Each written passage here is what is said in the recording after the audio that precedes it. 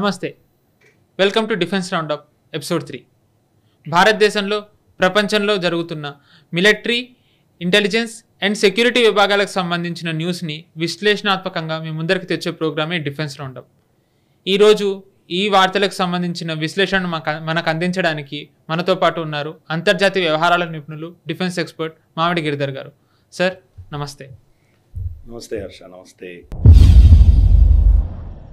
So మనం last వీకే చర్చించుకున్నాం పాకిస్తాన్ ఎలాంటి activities చేస్తుంది వాళ్ళ స్పెషల్ ఫోర్సెస్ ద్వారా అని. సో ఇప్పుడు మనకి రీసెంట్లీ మనం చూస్తున్న న్యూస్ ఏంటి అంటే, ఇదే పాకిస్తాన్ వాళ్ళ బార్డర్ ఫోర్సెస్ని పంపిస్తుంది. వాళ్ళు ఈ యాక్టివిటీస్ చేస్తున్నారు. And at the same time మనకి ఒక ట్విట్టర్లో కూడా మనం చూసిన సోషల్ మీడియాలో SSG కమాండోస్ చాలామందిని జమ్మూకి పంపారని, చాలామంది ఇప్పటికే మన భారతీయ సోల్జర్స్ అమరులయ్యారు. At the same time BSF, ఒడిశాలో ఉన్న BSF వాళ్ళని హుటాహుటిన జమ్మూకి తరలిస్తున్నారు, అప్రాక్సిమేట్లీ 200 మందిని. సో వీటన్నిటినీ చూస్తే మనం ఎలా చూడాలి? ఏమన్నా ఎస్కలేట్ అవుతుందా? ఇది దేనికి దారి తీస్తుంది? అంటే మనకు జమ్మూ ప్రాంతంలో మన కొంత శాంతియుతమైన వాతావరణం ఉంది కాబట్టి దాన్ని భంగం చేసేటువంటి ప్రక్రియ పాకిస్తాన్ చాలా కాలంగా ప్రయత్నం చేసింది, విఫలమైంది. అది కశ్మీర్ వ్యాలీలో మన ఫోర్సెస్ చాలా పటిష్టమైనటువంటి ఒక వలయం పన్నారు కాబట్టి అక్కడ గ్రిడ్ చాలా స్ట్రాంగ్గా ఉంది కాబట్టి అక్కడ వాళ్ళు ఎక్కువ చేయలేకపోతున్నారు. ఒకవేళ చేసినా కానీ కూడా వాళ్ళ నష్టాలు ఎక్కువ ఉంటున్నాయి.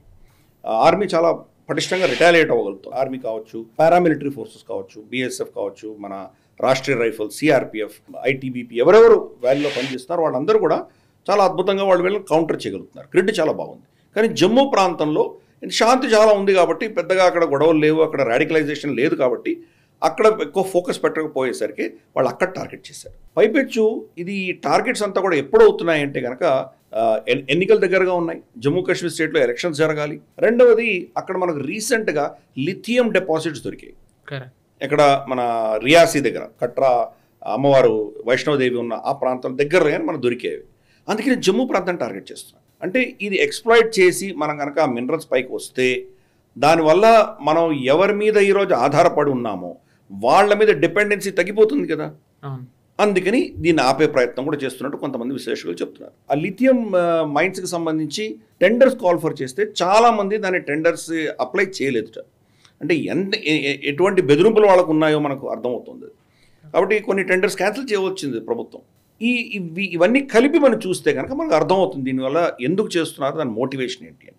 దీనిపైన ఇంకొక మనకు వస్తున్నటువంటి ఇన్ఫర్మేషన్ ఏంటంటే, భారతదేశంలో అంటే ఎస్పెషలీ కశ్మీర్ కానీ జమ్మూ ప్రాంతం కానీ ఇక్కడ ఉన్నటువంటి పిల్లల్ని రాడికలైజ్ చేసి టెర్రరిస్ట్గా కన్వర్ట్ చేసేటువంటి ప్రాజెక్ట్ పాకిస్తాన్ది ఫెయిల్ అయింది. ఎక్కువ కన్వర్ట్ చేయలేకపోతున్నారు. గతంలో నెలకి 10 మంది టెర్రరిస్ట్గా కన్వర్ట్ అయితే ఇప్పుడు 2-3 నెలలకు ఒక్కరు కూడా కన్వర్ట్ అవ్వట్లేదు. చాలా తక్కువ శాతం కన్వర్ట్ అవుతున్నారు.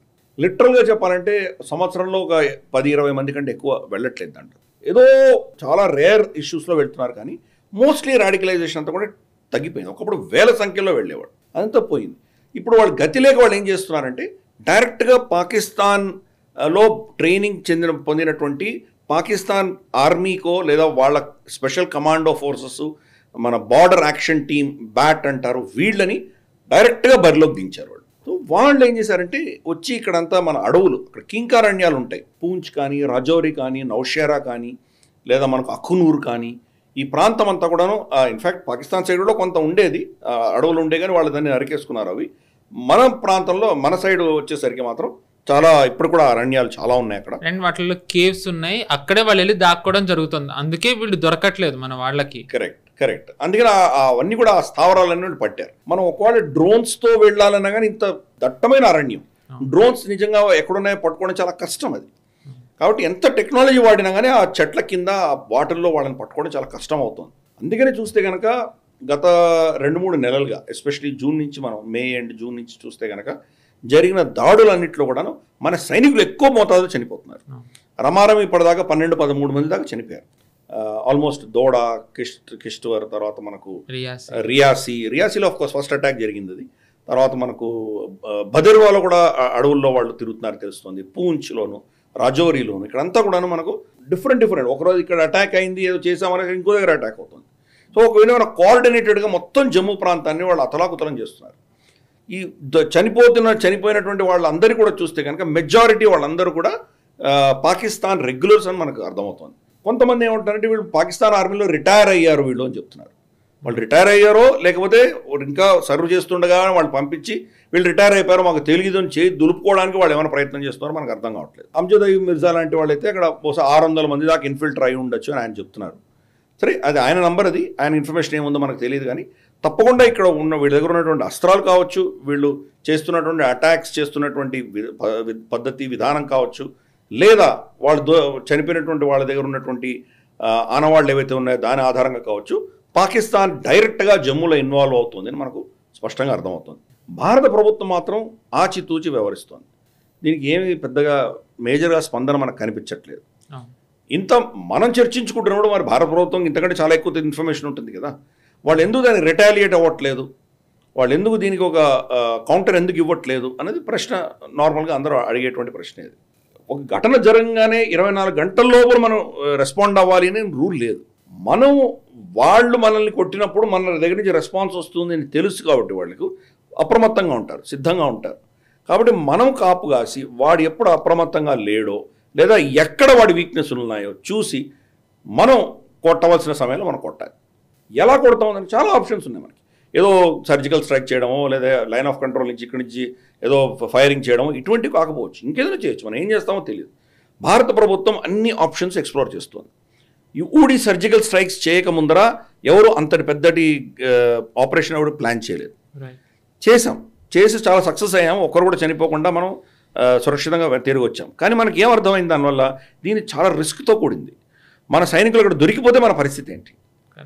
కాబట్టి అది తెలిసిన తర్వాత మనం దాన్ని వదిలేసి బాలాకోట్ స్ట్రైక్స్ చేసాం. మనం బాలాకోట్ స్ట్రైక్స్లో కూడా మనం వాళ్ళ ఇంటర్నేషనల్ బార్డర్ కూడా దాటి వెళ్ళి కొట్టొచ్చాం. మనం లైన్ ఆఫ్ కంట్రోల్ అయితే మనం ఎప్పుడైనా దాటొచ్చు, అది మనది భూభాగమే. కానీ ఇంటర్నేషనల్ బార్డర్ కూడా దాటి వెళ్ళి వాళ్ళని కొట్టొచ్చాం. అది రెండవ స్టెప్. ఇప్పుడు మూడో స్టెప్లో భారత ప్రభుత్వం ఏం చేస్తుందో చూడాలి. ఏమి చేయదు అని అనుకోవడం చాలా తప్పు. చేస్తారు, కానీ ఎప్పుడు చేస్తారు, ఎలా చేస్తారు అనేది వాళ్ళు ఆలోచన చేస్తారు. స్ట్రాటజీ ఉంటుంది దానికి, దాని వెనకాల రిపర్కషన్స్ ఉంటాయి. మనం చేస్తే కానీ దానివల్ల ఇంటర్నేషనల్గా రామిఫికేషన్స్ ఏముంటాయి, పాకిస్తాన్ ఎలా ప్రవర్తిస్తుంది, వీళ్ళని మద్దతుగా చైనా ఎటువంటి ప్రవర్తన వాళ్ళ దగ్గర చూస్తున్నాం. ఇవన్నీ కూడా పరిగణనలో తీసుకుని భారత ప్రభుత్వం తప్పకుండా దీనికి రిటాలియేషన్ ఉండి తీరుతుంది. అంటే కొంతమంది విశ్లేషకులు ఏం చెప్తారంటే, ఈవెన్ గత మాజీ డీజీపీ కాశ్మీర్ వైద్ గారు ఇటువంటి వాళ్ళు కూడా అందరూ ఏం చెప్తారంటే, బహుశా కార్గిల్లో వీళ్ళు గతంలో ఏం చేశారో పాకిస్తాన్ వాళ్ళ సైనికుల్ని ఏదో టెర్రరిస్ట్ కింద ముజాహిదీన్లుగా పంపించి వాళ్ళు కొండల్ని ఆక్యుపై చేయించి దాన్ని మన మీద ఒక విధమైన ఇన్సరెక్షన్, మన భూభాగాన్ని కబ్జా చేసుకునేటువంటి ప్రయత్నం ఏది చేశారో ఆ ప్రయత్నం మళ్ళీ ఇప్పుడు జమ్మూ ప్రాంతంలో జరుగుతుండొచ్చు అని వాళ్ళకి అనుమానాలు ఉన్నాయి. ఫర్ ఇన్స్టెన్స్ మనకు ఈవెన్ అయూబ్ ఖాన్ టైంలో కూడా బర్బరోసా అని అదని ఇదనేవో కొత్త పేర్లు పెట్టి వాళ్ళు ఇక్కడ వచ్చేసి వాళ్ళు వాళ్ళ రెగ్యులర్ సైనికుల్ని ఒక కబాయిలీలు గానో లేకపోతే ఒక ఏదో టెర్రరిస్టులు గానో ముజాహిదీన్ గానో పంపించిన ఘటనలు మనకు తెలుసు. అదే ప్రయత్నం ఈసారి ఇప్పుడు కూడా జరుగుతోంది అని వాళ్ళు అనుకుంటున్నారు. కానీ భారత ప్రభుత్వం అంతా దీని మీద పెద్దగా స్పందించలేదు. జరిగిన ఘటనలుగానే చూపిస్తున్నారు. అంటే వాళ్ళు చాలా టాక్టికల్గా చాలా స్ట్రాటజీగా దాని గురించి ఆలోచన జరుగుతోంది, స్పష్టంగా అర్థం చేసుకోవాలి.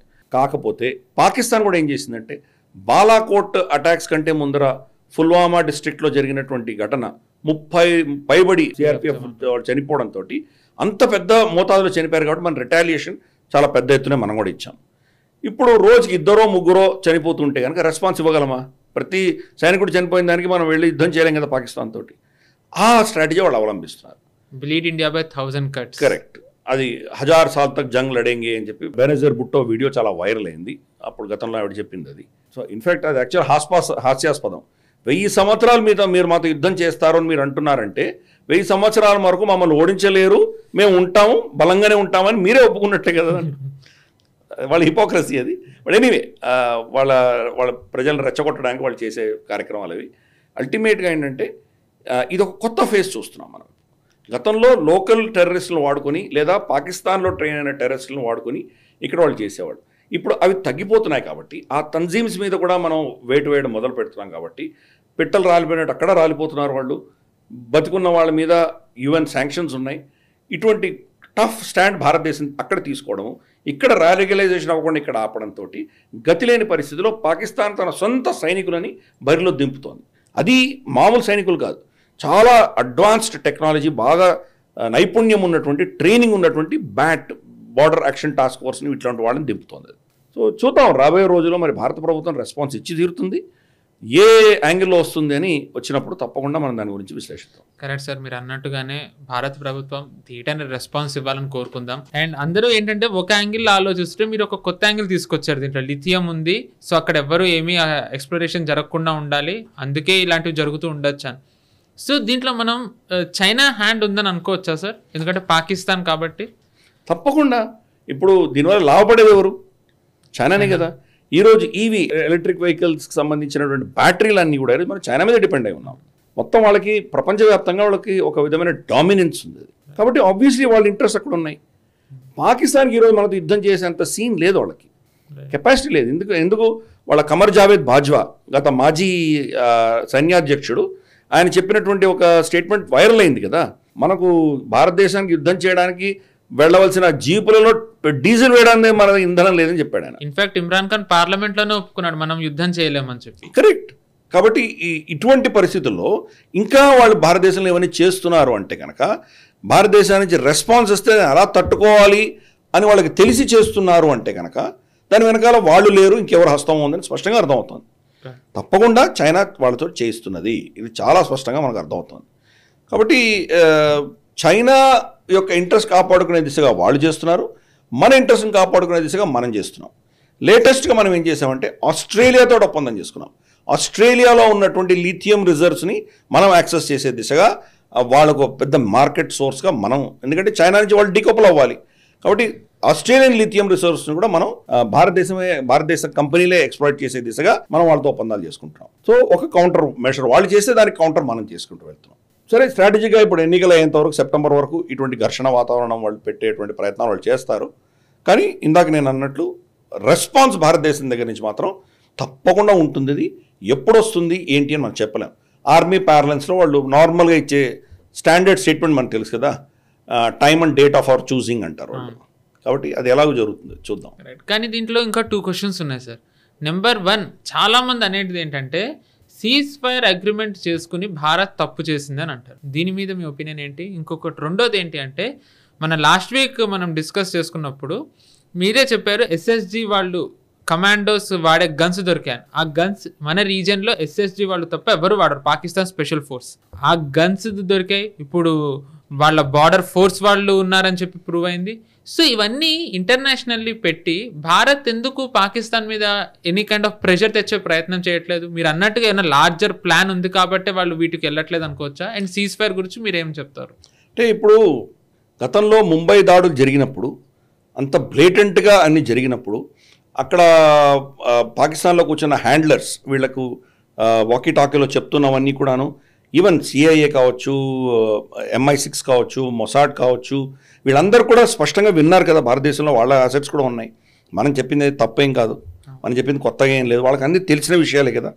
ఇన్ఫ్యాక్ట్ కార్గిల్ యుద్ధం అప్పుడు జరిగినటువంటి కాన్వర్జేషన్, అజీజ్కిను తర్వాత ముషరఫ్కి మధ్యలో జరిగిన కాన్వర్జేషన్ మనకు ఎవరో లీక్ చేసి ఇచ్చారు కదా, మనమేం చేయలేదు కదా. కాబట్టి వాళ్ళకి తెలియని విషయాలు ఇంకా ఇవన్నీ అన్నీ తెలిసినా కానీ కూడా మనం వాళ్ళ దగ్గరికి వెళ్ళి ఎవిడెన్స్ పెడితే మనకు ఎవరైనా సమర్థించారా? మన సమర్థనగా ఎవరైనా నిలబడ్డారా? ఇంటర్నేషనల్ కమ్యూనిటీ అన్నది నిజంగా మనకు ఏదో మన సమర్థన నిలబడి పాకిస్తాన్ నిలదీస్తుంది అనుకోవడం కల్లా. గతంలో అటువంటి పరిస్థితులు ఉండేవి, ఇప్పుడు ఆ పరిస్థితులు లేవు మన దగ్గర. కాబట్టి వీళ్ళ దగ్గరికి వెళ్ళి చెప్పి ఎవిడెన్సులు పెట్టి ప్రపంచాన్ని కన్విన్స్ చేసి మనం ఏమైనా సర్టిఫికేట్ తెచ్చుకుంటామా? మనకు అర్థమైంది. అందుకని వాళ్ళ దగ్గర వెళ్ళడం వేస్ట్. మనం ఏం చేయాలో మనం చేయాలి. బలవంతుడిని వీళ్ళు గౌరవిస్తారు. మనం వెళ్ళి బాలకోట్లో కొట్టి వస్తే, అంతకంటే ముందు డొనాల్డ్ రమ్స్ఫెల్డ్ని ఒకసారి అడిగారు. డొనాల్డ్ రమ్స్ఫెల్డ్ వచ్చేసి వాళ్ళ ఒక ఎయిర్క్రాఫ్ట్ క్యారియర్ నుంచి టామాహాక్ మిసైల్స్ ఫైర్ చేశారు ఆఫ్ఘనిస్తాన్లో ఉన్నటువంటి సోకాల్డ్ అప్పుడు ఉన్నటువంటి తాలిబాన్ ప్రభుత్వం మీద వాళ్ళు ఫైర్ చేస్తే పాకిస్తాన్ ఎయిర్ స్పేస్ వాడుకొని వెళ్ళి కొట్టారు. అక్కడ పాకిస్తాన్ పర్మిషన్ తీసుకున్నారో లేదో మనకు తెలియదు, కానీ వాళ్ళు వాడుకొని కొట్టారు.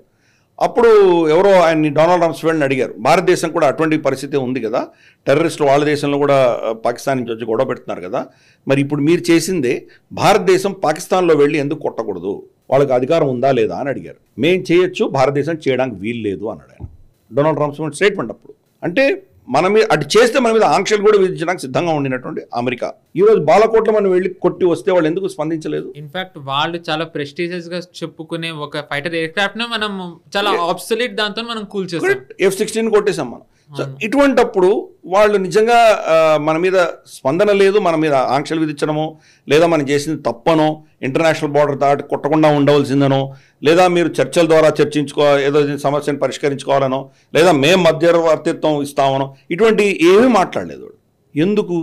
బలవంతుని గౌరవిస్తారు, ప్రపంచం అంతా కూడా గౌరవిస్తుంది. బలం ఎవరి దగ్గర ఉంటే వాళ్ళు ఏం చెప్తే అది చెల్లుతుంది. మరి అలాంటప్పుడు సీజ్ ఫైర్ ఎందుకు చేసుకున్నారు సార్? సీజ్ ఫైర్లో కూడా 2 ఆర్గ్యుమెంట్స్ ఉన్నాయి. ఒక ఆర్గ్యుమెంట్ ఏంటంటే సీజ్ ఫైర్ ఉండడం వల్ల ఈరోజు మన సరిహద్దు ప్రాంతాలన్నీ కూడా శాంతియుతంగా ఉన్నాయి. చాలా మనం అక్కడ డెవలప్మెంట్ చేసుకోగలుగుతున్నాం, మన ఇన్ఫ్రాస్ట్రక్చర్ పెంచుకోగలుగుతున్నాం. రోడ్ ఇన్ఫ్రాస్ట్రక్చర్ కావచ్చు, బంకర్స్ కావచ్చు, మనకు అక్కడ ఉన్నటువంటి ఎలక్ట్రానిక్ సర్వేలెన్స్ ఎక్విప్మెంట్ కావచ్చు, ఇవన్నీ కూడా చాలా చేసుకోగలిగాం మనం. T12 ఇప్పుడు శారదా మందిరం కట్టుకున్నాం మనం. శారదా మందిరం సరిగ్గా వాళ్ళ లైన్ ఆఫ్ ఫైర్కి ఎదురుగా ఉంటుంది. BSF రేంజ్ నుంచి వాళ్ళు అమ్మవారి గుడిలో కూర్చున్న పురోహితుని టార్గెట్ చేసి చంపచ్చు, వాళ్ళు ఎదురుగా వాళ్ళు కనిపిస్తుంటుంది. కానీ ఇప్పుడేం జరగట్లేదు కదా, ఆ బార్డర్స్ అంతా కూడా శాంతియుతంగా ఉన్నాయి కదా. కాబట్టి శాంతిని ఎప్పుడు కోరుకోవాలి మనం. కాబట్టి సీజ్ ఫైర్ అనేది కరెక్టే అని ఒక వర్షన్ చెప్తున్నారు. ఇంకా దాన్ని అపోజ్ చేసే వాళ్ళ అభిప్రాయం ఏంటంటే పాకిస్తాన్తో ఎప్పుడు సీజ్ ఫైర్ ఉండదు, పాకిస్తాన్ నిరంతరం మనం యుద్ధం చేయడానికి ప్రయత్నం చేస్తారు, గజ్వాయ్ హింద్ ఏదో సాధించాలన్నటువంటి భావజాలంతోనే ఉన్నటువంటి ప్రభుత్వం ఆర్మీ. కాబట్టి కొంతకాలం వాళ్ళకి బలం లేదు కాబట్టి, బలహీనులుగా ఉన్నారు కాబట్టి కొంత వాళ్ళకి ఊరట కోసం వాళ్ళు సీజ్ ఫైర్ ఒప్పుకున్నారు. రేపటి రోజు కొంత బలం పుంజుకోగానే మొట్టమొదటి చేసేది మన మీద దాడులు చేస్తారు వాళ్ళు. కాబట్టి వాళ్ళకి ఎందుకు ఇంత వెసులుబాటు కలిగించారు? ఇదే సమయంలో వాళ్ళు చైనీస్ కంపెనీస్ వచ్చి బార్డర్లో అంతా బంకర్లు కట్టించారు. వాళ్ళకి బాంబుల రెసిస్ట్ చేయగలిగినటువంటి బంకర్లు 3-4 ఫ్లోర్స్ కింద భూమిలో వాళ్ళని కట్టించడం జరిగింది. At the same time parallelly US కూడా వాళ్ళ F-16 ఇంకా రిపేర్స్ వాటికి అంతా కూడా పర్మిషన్ ఇచ్చింది ఇంకా ఇంప్రూవ్ చేసుకోవడానికి. తాలిబాన్ సైడ్ నుంచి వాళ్ళకి గన్స్ కూడా వచ్చాయి, అవి కూడా దొరుకుతూ ఉన్నాయి. సో వాళ్ళు కూడా ఒక రకంగా చెప్పాలంటే రీగ్రూప్ అవుతున్నారు. అంటే రీగ్రూప్ అవ్వడానికి ఆఫ్ కోర్స్ వాళ్ళ దగ్గర ఒక యాంగిల్ చూడాలంటే వాళ్ళు సర్వైవ్ అయ్యే ప్రయత్నం చేస్తున్నారు. ఎందుకు? వాళ్ళ దేశం ఎకానమీ కుదేలవుతుంది, ఆహారం లేదు అక్కడ, ద్రవ్యోల్బణ అంటే వాళ్ళ మన ఏమంటారు దీన్ని, ఇన్ఫ్లేషన్ అవుట్ ఆఫ్ కంట్రోల్ వెళ్ళిపోయింది అక్కడ. వాళ్ళ బడ్జెట్, వాళ్ళ మొత్తం జీడిపినే 1.5-2% యావరేజ్గా పెరుగుతుంది. అది కానీ ఆర్మీకి మాత్రం 17.5-18% ఆర్మీ బడ్జెట్ని ఇంక్రీజ్ చేశారు వాళ్ళు. IMF కూడా అదే అంటుంది, మీరు తగ్గించాలంటే వాళ్ళు ఒప్పుకోవట్లేదు. మా నేషనల్ సెక్యూరిటీ ఇది నాన్ నెగోషియబుల్ అంటున్నారు. ఆ పైసలు ఏమన్నా ఉపయోగపడ్డాయా? కమర్ జావేద్ బాజ్వా ఆయన చెప్పాడు కదా, మా దగ్గర ఆయిల్ లేదు నడిపించడానికి అని. మరి పైసలు ఎక్కడికి వెళ్తున్నాయి అంటే ఆ బడ్జెట్ పేరిట, దేశ రక్షణ పేరిట వీళ్ళు ఆ పైసలన్నీ ఆ జనరల్స్ వాళ్ళందరూ తినేస్తున్నారు. దాన్ని స్పష్టంగా అర్థమవుతుంది మనకి. అటువంటి సైన్యం మనతో ఏం యుద్ధం చేస్తుంది? నేను చేయలేదు కదా. కాబట్టి వాళ్ళు రికూప్ చేస్తున్నారు అన్నది కూడా కళ్ళనే. అమెరికా ఇచ్చినటువంటి $400 మిలియన్ వాళ్ళ F-16కి సంబంధించి ఏదైతే ఉందో అది ఇవ్వక తప్పదు. ఎందుకంటే మెయింటెనెన్స్ లేకపోతే కనుక దానివల్ల చాలా తర్వాత అమెరికాకే ఇబ్బంది వస్తుంది. కాబట్టి మెయింటైన్ చేయాల్సిన ఆవశ్యకత వాళ్ళకు ఉంది. పాకిస్తాన్ మెయింటైన్ చేసుకునే స్తోమత దానికి లేదు. కాబట్టి వీళ్ళు $400 మిలియన్ పాకిస్తాన్కి ఇస్తున్నట్టు చెప్పి వీళ్ళ కాంట్రాక్టర్సే, లాకీడ్ మార్టిన్ కాంట్రాక్టర్సే వీళ్ళు అక్కడ పనిచేసి వాళ్ళే పైసలు తీసుకుంటారు. పాకిస్తాన్కి ఇచ్చామని చెప్తారు కానీ ఆ పైసలు అమెరికా నుంచి బయటికి వెళ్ళవు, అమెరికాలోనే ఉంటాయి. కానీ పెద్ద పూచి అది. అందుకని పాకిస్తాన్ ఒరిగేది ఏం లేదు, వాళ్ళకి ఏం రావట్లేదు. చైనా నుంచి కొన్న కొద్దిపాటి ఎక్విప్మెంట్ ఏది ఉందో నాసిరకం, మన పరిస్థితి ఏంటో మనకు తెలుసు. కాబట్టి పాకిస్తాన్ ఆర్మీ కూడా దీనివల్ల బాగుపడట్లేదు. Army generals బాగుపడుతున్నారు. వాళ్ళ యొక్క ఏదైతే ఫౌజీ ఇంటర్నేషనల్ కార్పొరేషన్ వాళ్ళ బిజినెస్ ఏవైతే ఉన్నాయో ఆ ఇంట్రెస్ట్ బాగుపడుతున్నాయి. కాబట్టి మనం ఇట్స్ ఓకే, మనం భారతదేశానికి మంచిదే కదా. వాళ్ళు క్షీణిస్తుంటే మనకేముంది, మనం ఎందుకు వాళ్ళని డిస్టర్బ్ చేయాలి? when your enemy is killing himself, committing suicide, you should not interfere, you should not trouble him. అదే చేస్తున్నాం మనం. కరెక్ట్. మీరు అన్నట్టుగానే అతి త్వరలోనే భారత్ రెస్పాన్స్ ఇవ్వాలని, ఇంకా ఏదైతే మనం చూస్తున్నామో సోల్జర్స్ లాస్ అది ఇంకా జరగకుండా ఉండాలని కోరుకుందాం. ఇంకా నెక్స్ట్ న్యూస్లోకి వెళ్తే,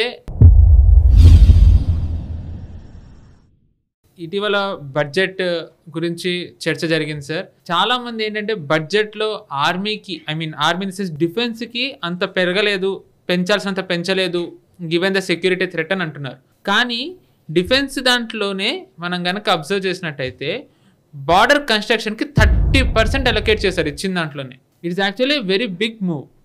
అండ్ ఇది చూసాం మనం షింకుల్లా టనల్ కానివ్వండి, లేకపోతే చైనా సైడ్ బార్డర్లో ఏదైతే ఈ కన్స్ట్రక్షన్ జరుగుతుందో ఇన్ఫ్రాస్ట్రక్చర్ది phase 3 స్టార్ట్ చేశారు. సో దీన్ని మనం ఎలా చూడాలంటే ఇప్పటివరకు మామూలుగా మనం డిఫెన్స్ దాంట్లో అలొకేషన్ అంటే కనుక ఆర్మ్డ్ ఫోర్సెస్ వాళ్ళు కొనే దాని మీద ఫోకస్ ఉంది. కానీ ఈసారి దాన్ని బీఆర్ఓకి మార్చారు, అంటే బార్డర్ ఇన్ఫ్రాస్ట్రక్చర్కి మార్చారు. సో దీన్ని ఎలా చూడాలి మనం? ఆఫ్ కోర్స్ బార్డర్ ఇన్ఫ్రాస్ట్రక్చర్కి మార్చారు అనడం బహుశా అంత కరెక్ట్ స్టేట్మెంట్ కాకపోవచ్చు. ఎందుకంటే వాళ్ళకి ఇచ్చిందే 6,500 crores ఇచ్చారు. వేరే మేజర్ డిఫెన్స్ ప్రొక్యూర్మెంట్స్ లక్షల్లో ఉంటుంది అది. కాబట్టి ఓవరాల్గా చూస్తే వీళ్ళకు కూడా ఇచ్చిన విషయం కరెక్టే. బార్డర్ ఇన్ఫ్రాస్ట్రక్చర్ మీద ఫోకస్ పెట్టడం కరెక్టే, 30% ఇవ్వడం కరెక్టే. కానీ వీళ్ళలో ఏం కట్ చేశారు అనుకోవాల్సిన ఆవశ్యకత లేదు మనకు. రెండవది, మనం ఇంపోర్ట్ చేసుకునేవాళ్ళం. ఎక్కువ ఇంపోర్ట్ చేసుకున్నప్పుడు దానికి కాస్ట్ కూడా ఎక్కువ ఉంటుంది. ఇండిజినైజేషన్ చేస్తున్నప్పుడు మనకు దానికి కాస్ట్ ఆబ్వియస్లీ తగ్గుతాయి. కాబట్టి బడ్జెట్ ఒక 100 రూపాయల వస్తువు మనం గతంలో ఇంపోర్ట్ చేసుకుంటే ఈరోజు 75కో 80కో మన దేశంలో దొరుకుతుంది. కాబట్టి అంత బడ్జెట్ అక్కర్లేదు. ఫస్ట్ ఇవి అర్థం చేసుకోవాలి. రెండవది, ఈసారి జనరల్గా ప్రతి బడ్జెట్ తర్వాత కూడా నా మేజర్ పాయింట్ ఆఫ్ డిఫరెన్స్ ఈ ప్రభుత్వంతో ఏంటంటే డిఫెన్స్కి సరిగా అలొకేట్ చేయలేదు అన్నదే నాకు ఎప్పుడు ప్రతి సంవత్సరం చెప్తుంటాను. అటువంటిది నేనే చెప్తున్నాను, ఈసారి బాగానే ఇచ్చారు. నేను అనుకున్నంత నేను ఎంత ఇవ్వాలి అని అనుకున్నానో అంత ఇవ్వలేదు, కానీ తక్కువ ఏం చేయలేదు, రీజనబుల్గానే ఇచ్చారు. ఎందుకంటే అన్ని డిపార్ట్మెంట్స్తో పోల్చి చూస్తే వీళ్ళకి బాగానే ఇచ్చారు. హైయెస్ట్ డిఫెన్స్ మినిస్ట్రీకే ఎక్కువ వెళ్ళాయి. గత బడ్జెట్ పోల్చి చూస్తే 4.79% ఎక్కువ ఇచ్చారు. ఇన్ఫాక్ట్ చెప్పండి, కొన్ని మంత్స్ బ్యాకే దాన్ని కూడా రిలీజ్ చేయడం జరిగింది. కరెక్ట్. ఏదైతే బడ్జెట్ మనం ఆడుకుంటున్నామో గత బడ్జెట్ అంటే అదేమి లాస్ట్ ఇయర్ది కాదు, ఈ మంత్స్ బ్యాక్దే అది. కరెక్ట్. అంటే అది ఓట్ ఆన్ అకౌంట్గా వచ్చింది. ఓట్ ఆన్ అకౌంట్ని ఇప్పుడు రెగ్యులర్ బడ్జెట్గా ఇచ్చింది. ఓట్ ఆన్ అకౌంట్ కూడా ఈ సంవత్సరానికి సంబంధించిందే. కాకపోతే 3 నెలల్లో వాళ్ళు ఎంత ఖర్చు పెట్టాలో దాన్ని వాడుకున్నారు. ఇప్పుడు 9 నెలలకి రిలీజ్ చేస్తోంది ఆవిడంతే. ఇది 12 నెలలకి, ఎప్పుడైనా 12 నెలలకే ఉంటుంది. కాబట్టి దానికి సంబంధించి పెద్ద ఇదేం లేదు. 4.79% ఎక్కువ ఇవ్వడం జరిగింది అది. కానీ మన జీడిపి 7%లో పెరుగుతున్నప్పుడు 4.79 ఇస్తున్నామంటే జీడిపి పెరిగినంత ఇవ్వట్లేదని అర్థమవుతోంది కదా. Simple comparison. కనీసం 7% ఇవ్వాలి కదా. ఒకటి. రెండవది, దీంట్లో మనకు రెవెన్యూ ఎక్స్పెండిచర్ చాలా విపరీతంగా ఉంది. వాళ్ళ జీతాలు కావచ్చు, జీతభత్యాలు కావచ్చు, లేదా మనకు పెన్షన్లు కావచ్చు, 1 ర్యాంక్ 1 పెన్షన్ అటువంటి స్కీమ్స్ కావచ్చు, లేదా కొన్ని రొటీన్ నార్మల్ అడ్మినిస్ట్రేటివ్ ఎక్స్పెన్సులు కావచ్చు, ఇవి చాలా తీసేసుకుంటున్నాయి. సో మేజర్ క్యాపిటల్ అక్విజిషన్కి పైసలు తక్కువ ఉంటుంది. ఈసారి అందుకని టార్గెటెడ్గా పెట్టారు. టార్గెటెడ్ పెట్టి ఇవ్వడం జరిగింది. దాంట్లో మేజర్ థ్రస్ట్ ఈసారి ఇన్ఫ్రాస్ట్రక్చర్ మీద ఇవ్వాలి అనుకోవడం అనేది చాలా మంచి పరిణామం. అది రాజ్నాథ్ సింగ్ గారు ట్వీట్ చేశారు, మాకు బాగా ఇచ్చారని చెప్పి ఆయన చెప్పడం జరిగింది. అది ఓవరాల్గా 1.9% ఆఫ్ అవర్ జీడిపి ఈరోజు మన డిఫెన్స్ ఉంది, డిఫెన్స్ అలొకేషన్ బడ్జెట్స్ ఉన్నాయని చెప్తున్నారు. సో అది గతంతో పోలిస్తే మెరుగైంది. 1.4 to 1.6 గతంలో ఉండేది, ఇప్పుడు 1.9కి వచ్చింది. సో శుభపరిణామమే. కానీ ఎంత ఉండాలి అని ప్రశ్నిస్తే కనుక నా అంచనా ప్రకారం 2.5% ఉండాలి. ఎందుకంటే మనకు నార్మల్గా 2% ఉంటే సరిపోతుంది. మనకు ఇద్దరు న్యూక్లియర్ శక్తి ఉన్నటువంటి ఇద్దరు శత్రువులు మన దగ్గర ఉన్నారు. ప్రపంచంలో ఏ దేశాని సరిహద్దుల్లో కూడా ఇద్దరు న్యూక్లియర్ పవర్ ఉన్న శక్తులు ఏ దేశానికి లేరు శత్రువులుగా, మనకు మాత్రమే ఉన్నారు. కాబట్టి మనకు ఆ అడిషనల్ 0.5% ఇంకా ఎక్కువ ఖర్చు పెట్టవలసి ఉంది. అండ్ వాళ్ళిద్దరికి మధ్య చాలా మంచి కనెక్షన్స్ కూడా ఉన్నాయి, మైత్రి ఉన్నది వాళ్ళకి. కాబట్టి కామన్ శత్రువు మనం. కాబట్టి 2.5% కనీసం ఖర్చు పెట్టాలి. అది ఖర్చు కింద మనం భావించరాదు, అది ఇన్వెస్ట్మెంట్ కింద భావించాలి. ఎందుకంటే ఎక్కడ పెడుతున్నాం అవి? మన ఇండస్ట్రీకే మనం ఇస్తున్నాం. భారతదేశంలో ఇండస్ట్రీ మన ప్రైవేట్ ఎస్ఎంఈస్ కావచ్చు, లేదా మన ప్రైవేట్ రంగ సంస్థలు కావచ్చు, ఈవెన్ డిఫెన్స్ కంపెనీలు కావచ్చు, హెచ్ఏఎల్ లాంటివి కావచ్చు, బీడీఎల్, బీఈఎల్, డిఎం, చాలా ఉన్నాయి మనకి. వీటికి కూడా మనకు ఆర్డినెన్స్ ఫ్యాక్టరీ, వీళ్ళకి మనం ఎక్కువ బిజినెస్ ఇస్తున్నాము, ఎంప్లాయ్మెంట్ ఇస్తున్నాము, రీసెర్చ్ మీద ఇన్వెస్ట్ చేయమని చెప్తున్నాం వాళ్ళకి. కాబట్టి ఇవన్నీ కూడాను ఒక విధంగా మనకు ఈ డిఫెన్స్ మీద ఖర్చు పెట్టేది ఖర్చు కింద మనం భావించరాదు, దాన్ని ఒక ఇన్వెస్ట్మెంట్గా భావించాలి. ప్లస్ మన ఎకానమీ ఇప్పుడు 5th లార్జెస్ట్, 5వ పెద్ద ఎకానమీ అని చెప్తున్నాం. రాబోయే 2-3 రోజుల్లో 7వ పెద్ద ఎకానమీగా 2-3 సంవత్సరాల్లో 7వ పెద్ద ఎకానమీగా ఎదగాలంటే కనుక అంత పెద్ద ఎకానమీకి రక్షణ కావాలి. రక్షణ లేకపోతే కానీ మీ ఎకానమీ కూడా పెరగలేదు, మిమ్మల్ని ఎవరు గౌరవించరు. మీ షిప్పింగ్లో ఈరోజు భారతదేశాన్ని ఎందుకు గౌరవిస్తున్నారు? ఈరోజు మనం అక్కడి నుంచి వస్తున్నటువంటి అరేబియన్ సీ బబల్ షమ్స్ నుంచి కానీ, లేదా మన రెడ్ సీ నుంచి కానీ అక్కడి నుంచి వస్తున్నటువంటి షిప్పులన్నిటికీ ఈరోజు ఎవరైనా రక్షణ కలిగిస్తున్నారంటే భారతదేశమే కలిగిస్తుంది. లేటెస్ట్గా చూస్తే కనుక ఒక చైనీస్ నేవీకి సంబంధించిన ఒక క్యాడెట్ సముద్రంలో చాలా ఎమర్జెన్సీ వస్తే కనుక మనమే ఎవాక్యుయేట్ చేసాం, వాళ్ళకి మెడికల్ ఫెసిలిటీస్ అన్ని ప్రొవైడ్ చేసాం. ఇన్ఫ్యాక్ట్ వాళ్ళ చైనీస్ మినిస్టర్ కూడా మనల్ని అభినందించడం జరిగింది. పాకిస్తాన్ వాళ్ళనే కాపాడాం మనం. పాకిస్తాన్ వాళ్ళని కాపాడాం. కాబట్టి ఎన్నో దేశాలకు సంబంధించిన వాళ్ళని మనం కాపాడుతున్నామంటే రక్షణ కలిగిస్తున్నాం, మనం నెట్ సెక్యూరిటీ ప్రొవైడర్గా ఉన్నాం. అందుకని మనకు గౌరవం దక్కుతుంది. అందుకని ఈరోజు మనం బిజినెస్ భారతదేశంతో కానీ భారతదేశం గుండా వాళ్ళు చేయాలన్నా కానీ మనం చాలా కీలకంగా ఉంటాం. కాబట్టి దానికి ఇన్వెస్ట్మెంట్స్ చాలా అవసరం. గత ప్రభుత్వాలు ఏం చేశాయంటే చైనాతోటి పాకిస్తాన్తో గొడవతోటి మ్యాక్సిమం అలొకేషన్స్ ఆర్మీకి ఇచ్చాయి. అప్పట్లో నేవీకి ఎయిర్ ఫోర్స్కి తక్కువ ఇచ్చాయి. ఎయిర్ ఫోర్స్కి మనకు అప్రూవ్డ్ నంబర్ ఎంత అంటే 42 స్క్వాడ్రన్స్ మనకు కావాలి అని చెప్పారు. ఈరోజు మన దగ్గర ఉన్నది ఎంత 32-33 స్క్వాడ్రన్స్ ఉన్నాయి. దాంట్లో కూడాను రాబోయే సంవత్సరం 2 సంవత్సరాల్లో చాలా రిటైర్ అవుతున్నాయి. మిగ్ అన్ని కూడా ఫేజ్ అవుట్ అయిపోయి మిగ్ 27, మిగ్ 21 ఇటువంటి చాలా ఫేజ్ అవుట్ చేస్తున్నాం. మనం ఎప్పుడో 60 దశకంలో ఇప్పుడే నడిపిస్తున్నాం. ఏమైనా అర్థం ఉందా? టెక్నాలజీ ఎక్కడ మారిపోయింది. కాబట్టి అవన్నీ వెళ్ళిపోయాయంటే ఇంకా 28కి పడిపోతాం మనం. ఎక్కడ 42, ఎక్కడ 28. ఇన్ఫ్యాక్ట్ 42 చాలా తక్కువ నంబర్. 42 ఏ ఆలోచనతో పెట్టారు వాళ్ళు? 2 ఫ్రంట్ వార్ వస్తే దాన్ని తట్టుకోవడానికి కెపాసిటీ మాత్రమే పెట్టారు. అంటే మనల్ని మనం రక్షించుకోవడానికి మాత్రమే పెట్టాం, కానీ ఒక అగ్రెసివ్ స్టాండ్ తీసుకోవడానికి మనం పెట్టలేదు. ఇప్పుడు నేవీ మన శక్తిని వాళ్ళు ప్రొజెక్ట్ చేస్తున్నారు. ఎక్కడ వెళ్తున్నారు? నేను ఇందాక చెప్పినటువంటి అరేబియన్ సీ, రెడ్ సీ ఇక్కడంతా అక్కడ వెళ్ళడం, అలాగే ఇటు సైడ్ కూడా ఈస్ట్ ఏషియా సైడ్ కూడా వెళ్ళడం, ఫిలిప్పైన్స్కి, సౌత్ చైనా సీ కావచ్చు, సింగపూర్ కావచ్చు, బ్రూనై కావచ్చు, తర్వాత మన పపువా న్యూ గినీ కావచ్చు, ఇక్కడ కూడా వెళ్తున్నాం మనం. అలాగే ఆఫ్రికన్ కోస్ట్ కూడా మనం వెళ్లాల్సి వస్తుంది. కాబట్టి మన ఫోర్స్ ప్రొజెక్షన్ అంటాం మనం చేయడానికి నేవీ ఇప్పుడిప్పుడే బయలుదేరింది. మరి ఎయిర్ ఫోర్స్ కూడా చేయాలి కదా. అటువంటివి ఎయిర్ ఫోర్స్ చేయాలంటే వాళ్ళు కూడా శక్తి కావాలి కదా. తేజస్ మనం చేద్దాం, వాళ్ళు ఆర్డర్ ఇవ్వడము, ప్రభుత్వం రఫాయల్ కాకుండా తేజస్కి ప్రిఫరెన్స్ ఇవ్వడం, ఇవన్నీ చేశాక ఇబ్బందులు వచ్చాయి. వాళ్ళకి ఏదో కొన్ని కాంపోనెంట్స్ రాలేదు, మషీన్స్ రాలేదు, అమెరికా నుంచి చాలా ఇబ్బందులు పడ్డారు. ఇన్ఫ్యాక్ట్ అది కూడా చాలా క్రిటికల్గా ఉంది అని చెప్పి రిపోర్ట్స్ కూడా చూసాం మనం. అటువంటి పరిస్థితులలో డిలే అవుతుంది. సో మనకు మరి క్రిటికల్గా తగ్గిపోయినప్పుడు పరిస్థితి ఏంటి? మధ్యలో కోసం మనం కొన్ని స్క్వాడ్రన్స్ కొనుక్కోవాల్సి వచ్చేట అవసరం ఉండొచ్చు మనకి. మోదీ గారు రష్యాకి వెళ్ళొచ్చిన తర్వాత బహుశా దాని దృష్ట్యా కొన్ని నిర్ణయాలు వస్తాయని నేను అనుకుంటున్నాను. ఇమ్మీడియట్గా అనౌన్స్ చేయరు కొన్ని. ఫర్ ఇన్స్టెన్స్ సుఖోయ్ ఇంకొన్ని కొనవచ్చు మనం, రష్యా నుంచి కొనేటువంటి అవకాశాలు అంటే ఇప్పుడు సుఖోయ్ ఏదైతే ఉందో మీరు ఇప్పుడు అన్నారు కాబట్టి సుఖోయ్ ఉన్నవే అప్గ్రేడ్ చేస్తున్నాం మనం. అంటే మనం అప్గ్రేడ్ చేసుకోగలుగుతున్నాం. సుఖోయ్ని మ్యానుఫ్యాక్చర్ చేయాలి ఇక్కడే అనే ఒక ఆలోచన కూడా మన వాళ్ళు పరిశీలిస్తున్నారు. సో అట్ దిస్ మూమెంట్ మనం మళ్ళీ సుఖోయ్ని ఇంపోర్ట్ చేసుకుంటామా సార్? అంటే వాళ్ళ దగ్గర రెడీగా ఉన్న సుఖోయ్స్ మనం తీసుకొని మన కాంపోనెంట్స్ పెట్టుకోవచ్చు కదా. సుఖోయ్ 30 MKI అంటారు మన దగ్గర. ఐ అంటే ఇండియా, ఐ అనేది మన దగ్గర ఉంది, ఇంకెవరి దగ్గర లేవు. ఇన్ఫాక్ట్ దాంట్లో చాలా క్రిటికల్ కాంపోనెంట్స్ మనమే పెట్టుకున్నాం, రష్యాతో సంబంధం లేదు. Radar for instance, Uttam radar అని ఇటువంటివి మనం తయారు చేసిన రెడార్స్ మనం పెట్టుకున్నాం. నావిగేషన్ మనమే పెట్టుకున్నాం. చాలా చేంజెస్ చేసాం దాంట్లో. కానీ ఆల్రెడీ వాళ్ళ దగ్గర కొంత ఎక్విప్మెంట్, కొన్ని ఎయిర్క్రాఫ్ట్స్ ఉన్నాయి కాబట్టి అవి కొనుక్కోవచ్చు మనం ఫ్లై బై కండిషన్లో మనం తెచ్చుకొని. అంటే కరెంట్లీ ఇప్పుడు వాళ్ళు కూడా యుక్రెయిన్ దాంట్లో వాళ్ళు చాలా బిజీగా ఉన్నారు. డూ యూ రియల్లీ థింక్ అంటే వాళ్ళు ఇవ్వగలుగుతారా? వాళ్ళ పొజిషన్లో ఉన్నారా? ఇవ్వగలుగుతారా ఇన్ ది సెన్స్ వాళ్ళ పొజిషన్లో ఇప్పుడు ఉన్నారా? అందుకనే వాళ్ళు ఏం అనౌన్స్ చేయలేదు. భారతదేశం కానీ రష్యా కానీ అనౌన్స్ ఎందుకు చేయలేదంటే అందుకని బహుశా చర్చలు జరిగినాయి. మనకు కొంత ఇంటరిమ్ గ్యాప్, ఒక 5-6 ఏళ్ళు మనకు షార్టేజ్ ఉంది. మనకు ఈ తేజస్ అంతా కూడా మనకు వచ్చేసరికి 2035 దాకా మనకు వస్తాయని నేను అనుకుంటున్నాను. 2030లో ఇవి నిజంగా డెలివరీస్ పెద్ద ఎత్తున మనకు వస్తాయి. ఏఎంసీఏ కూడా ఫస్ట్ టెస్ట్ ఫ్లైట్ 2030లో జరుగుతుందని చెప్తున్నారు. అది మనకు ఇండక్షన్ అయ్యేసరికి 2035 దాటిపోతుంది. మరి ఈ మధ్యలో ఒక 5-6 ఏళ్ల గ్యాప్ ఏం చేయాలి మనం? దానికోసం మనం బహుశా సుఖోయిల్ కొన్ని అవకాశాలు ఉన్నాయి మనకు. ఇన్ఫ్యాక్ట్ లాస్ట్ బడ్జెట్ కంటే అంతకంటే ముందర బడ్జెట్లోనే ప్రభుత్వం కొంత శాంక్షన్ కూడా చేసింది. బహుశా కొంత చర్చలు జరిగినాయని నేను అనుకుంటున్నాను. మన దేశంలో తయారు చేసే సుఖోయిల్ ఎలాగో చేస్తాం మనం, కానీ కొంత రెడీగా అవైలబుల్ ఉన్నామో కొనుక్కునేటువంటి ప్రయత్నం చేస్తాం. అలాగే కొన్ని గల్ఫ్ దేశాల్లో ఉన్నటువంటి సుఖోయిల్ని కూడా కొనుక్కునే ప్రయత్నం మనం చేస్తున్నాం మనం. ఇవన్నీ కూడా ఏంటంటే బ్రిడ్జ్ టైం గ్యాప్కి మాత్రమే. అల్టిమేట్గా ఆత్మనిర్భర్ భారత్ దృష్ట్యా తేజస్ కానీ AMCA advanced multi combat aircraft ఏదైతే రాబోతున్నదో అది, తర్వాత 5th జనరేషన్ మీద మనం ఆల్రెడీ రీసెర్చ్ చేస్తున్నాం. And helicopter, multi role helicopter IMRH అవి ఉన్నాయి. తర్వాత ప్రచండ, మనకు దాంట్లో ధ్రువ్, ఇవన్నీ హెలికాప్టర్స్, రుద్ర, ఇవన్నీ హెలికాప్టర్స్ ఉన్నాయి. ఇవన్నీ కూడాను మనకు రాబోయే ఒక 5-6 ఏళ్లలో మనకు మెల్లిగా క్రమేపీ పెరుగుతాయి. అంతవరకు బ్రిడ్జ్ మనకు గ్యాప్ ఒక 5-6 సంవత్సరాలు కావాల్సి వస్తుంది.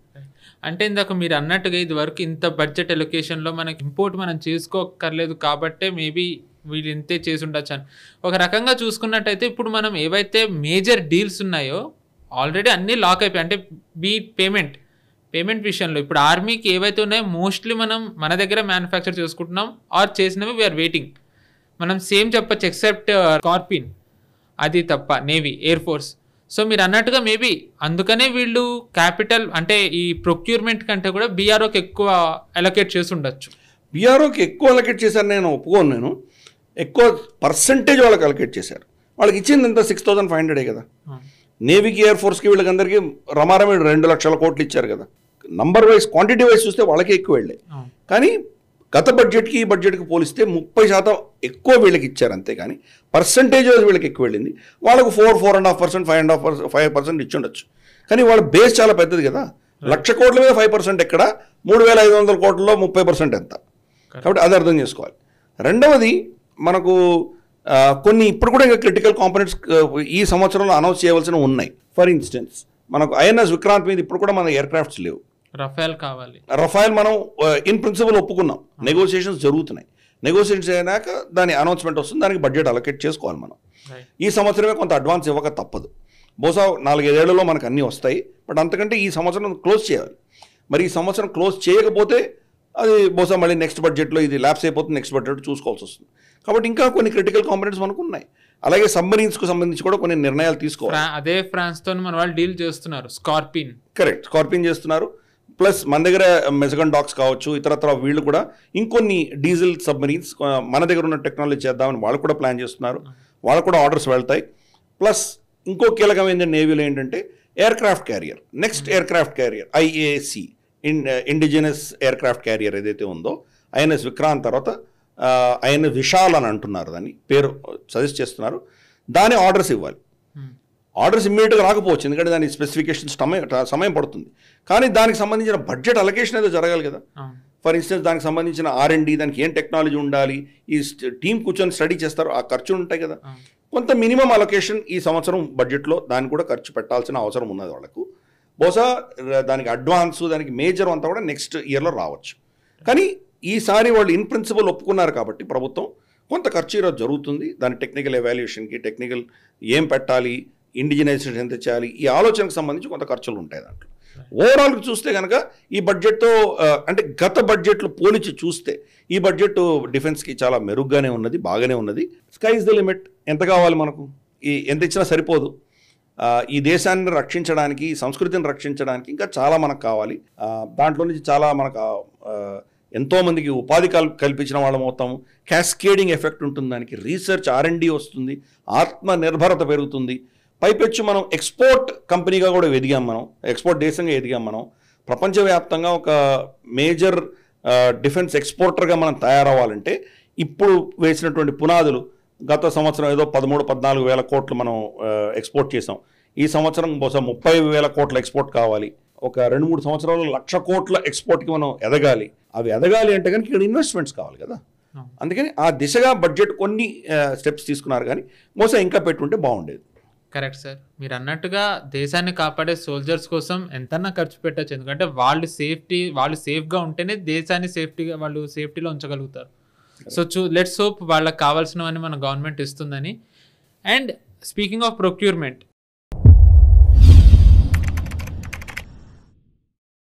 DIC రీసెంట్లీ ఆర్మీ కోసం, కోస్ట్ గార్డ్ కోసం కొన్ని క్లియరెన్స్లు ఇచ్చింది. ఆర్మీ కోసం వచ్చేసి నావిగేషన్ సిస్టమ్ అయితే, కోస్ట్ గార్డ్ కోసం వచ్చేసి పెట్రోల్ వెహికల్స్. దీన్ని మనం ఎలా చూడాలి సార్? ఎందుకంటే ఆర్మీకి నేవిగేషన్ సిస్టమ్నే ఎందుకు అంత పర్టికులర్గా DIC క్లియర్ చేసింది? అండ్ కరెంట్లీ ఇప్పుడు ఇందాకే మీరు చెప్పారు మనం ఎలాగ మన ఇండియన్ కోస్ట్ గార్డ్ కానివ్వండి, నేవీ కానివ్వండి, ఎలాగ సీస్ని ప్రొటెక్ట్ చేస్తుంది, మన పవర్ ప్రొజెక్షన్ అనేది ఎలా ఉందో, ఇదే మూమెంట్లో కోస్ట్ గార్డ్కి ఫాస్ట్ పెట్రోల్ వెహికల్స్ క్లియరెన్స్ ఇవ్వడాన్ని మీరు అన్నట్టుగా షో ఆఫ్ ప్రొజెక్షన్, వాళ్ళని బలపరచడం అని అనుకోవచ్చా? ఎలా చూడాలి దీన్ని? అంటే మనకు క్రమేపీ కొన్ని శక్తుల వల్ల మనకు ప్రమాదాలు పెరుగుతున్నాయి, ఈవెన్ సముద్రాల్లో కూడా. చైనా ఫర్ ఇన్స్టెన్స్ ఆల్రెడీ శ్రీలంకలో వాళ్ళ ప్రెజెన్స్ ఉన్నది, మాల్దీవ్స్లో రెగ్యులర్గా వస్తున్నారు, గ్వాదర్లో ఆల్రెడీ వాళ్ళకు ఉన్నది, దుందుడుకు చర్యలు ఎక్కువ అవుతున్నాయి వాళ్ళకు. మనం మేజర్ మిసైల్ టెస్ట్ చేసే ప్రతిసారి కూడా వాళ్ళ రీసెర్చ్ వెసల్స్ని వాళ్ళు ఇండియన్ ఓషన్లో దింపుతున్నారు వాళ్ళు. కాబట్టి ఇటువంటి జరుగుతున్నాయి. కాబట్టి ఇంకొకటి ఏంటంటే చైనా ఒక ప్రపంచంలోనే సముద్రానికి సంబంధించి అందరికంటే పెద్ద గజ దొంగ చైనా. పైరెట్ అంటారు కదా, పెద్ద మ్యాక్సిమం బిగ్గెస్ట్ పైరెట్ చైనా. ఈ 9 లైన్ అని, ఈ సౌత్ చైనా సీ అంతా నాదే అని వాళ్ళు చెప్పడం వల్ల దానివల్ల ఏం చేస్తున్నారంటే ఫిలిప్పైన్స్ కావచ్చు, వియట్నాం కావచ్చు, లావోస్ కావచ్చు, కంబోడియా కావచ్చు, బ్రూనై కావచ్చు, ఇండోనేషియా కావచ్చు, టైవాన్, ఫిలిప్పైన్స్, వీళ్ళ సముద్రాల్లో ఉన్నటువంటి చేపలన్నీ వాళ్ళు పట్టుకుపోతున్నారు. వాళ్ళకి ఏం దొరకట్లేదు. పాకిస్తాన్లో ఈరోజు అదే పరిస్థితి. గ్వాదర్ పోర్ట్లో గ్వాదర్ మత్స్యకారులు ఎవరికి చేపలు దొరకవు. మొత్తం వీళ్ళు అక్కడి నుంచి చైనా నుంచి చాలా కెపాసిటీ ఉన్నటువంటి షిప్పులు, బోట్లు, స్ట్రీమ్ ఇవి తీసుకొచ్చి, వాళ్ళ ఫిషింగ్ బోట్స్ తీసుకొచ్చి పెద్ద పెద్ద పైపులు పెట్టి సక్ చేసేస్తున్నారు. సముద్ర గర్భం నుంచి మొత్తం చేపలను సక్ చేసేస్తున్నారు. నార్మల్గా 1-2 నెలలు వర్షాకాలం టైంలో ఎవరు బేస్తవాళ్ళు మన సముద్రానికి వెళ్ళరు. ఆ టైంలో దానికి ప్రొక్రియేషన్ జరుగుతుంది. అంటే చేపలు వాళ్ళు మేటింగ్ చేసుకొని ఇంకా చేపల వాళ్ళ సంఖ్య పెరిగే దిశగా వాళ్ళకు వదిలేయాలి. ఒక 1-2 నెలలు వదిలేస్తారు. వదిలేసిన తర్వాత అది మళ్ళీ సంఖ్య పెరిగాక మళ్ళీ అప్పుడు వెళ్ళి ఫిషింగ్ చేయడం అనేది మనకు పరంపర నడుస్తుంది. చైనా దాన్ని లెక్కగా చేయకుండా ఈవెన్ ఆ సమయంలో కూడా వీళ్ళు వెళ్ళి దాన్ని సక్ చేసేసి తీసేసుకుంటున్నారు. కరాచీని మొత్తం నాకేశారు వాళ్ళు. ఏం కరాచీ పోర్ట్లో కూడా ఏం మిగలలేదు వాళ్ళు. అలాగే ఎక్కడ పడితే అక్కడ చేస్తున్నారు. ఇప్పుడు మన భూభాగంలో కూడా వచ్చి చౌర్యం చేసి తీసుకుపోవడం మనకి ఏమైనా గ్యారంటీ ఉందా? కాకపోతే మనకు అడ్వాంటేజ్ అంటే సముద్రం మట్టం మనకు చాలా ఎక్కువ ఉంది కాబట్టి వాళ్ళు మన దగ్గర రావాలంటే చాలా కష్టం. ఇక్కడి నుంచి వెళ్ళడం వాళ్ళకి కష్టం, ఒక ఇబ్బంది ఉన్నది వాళ్ళకి. కానీ ఫర్ ఇన్స్టెన్స్ అండమాన్ సముద్రాలకు సంబంధించో, నికోబార్ సముద్రానికి సంబంధించో, మయన్మార్ నుంచో, థాయిలాండ్ నుంచో వచ్చి వాళ్ళు గొడవ పెట్టి వెళ్ళొచ్చు కదా, ఇటువంటి చేయొచ్చు. మాల్డీవ్స్ నుంచి చేయొచ్చు. కాబట్టి 22 ర్యాపిడ్ బోట్స్ని మనం దింపాం, దాంట్లో బరిలోకి దింపాం. ఈ బడ్జెట్లో దానికి అప్రూవల్ ఇవ్వడం జరిగింది. సో ఈ షాలో వాటర్స్ అంటారు, అంటే డీప్ సీలో పెద్ద పెద్ద షిప్పులు వెళ్తాయి, ఇవన్నీ చేస్తారు.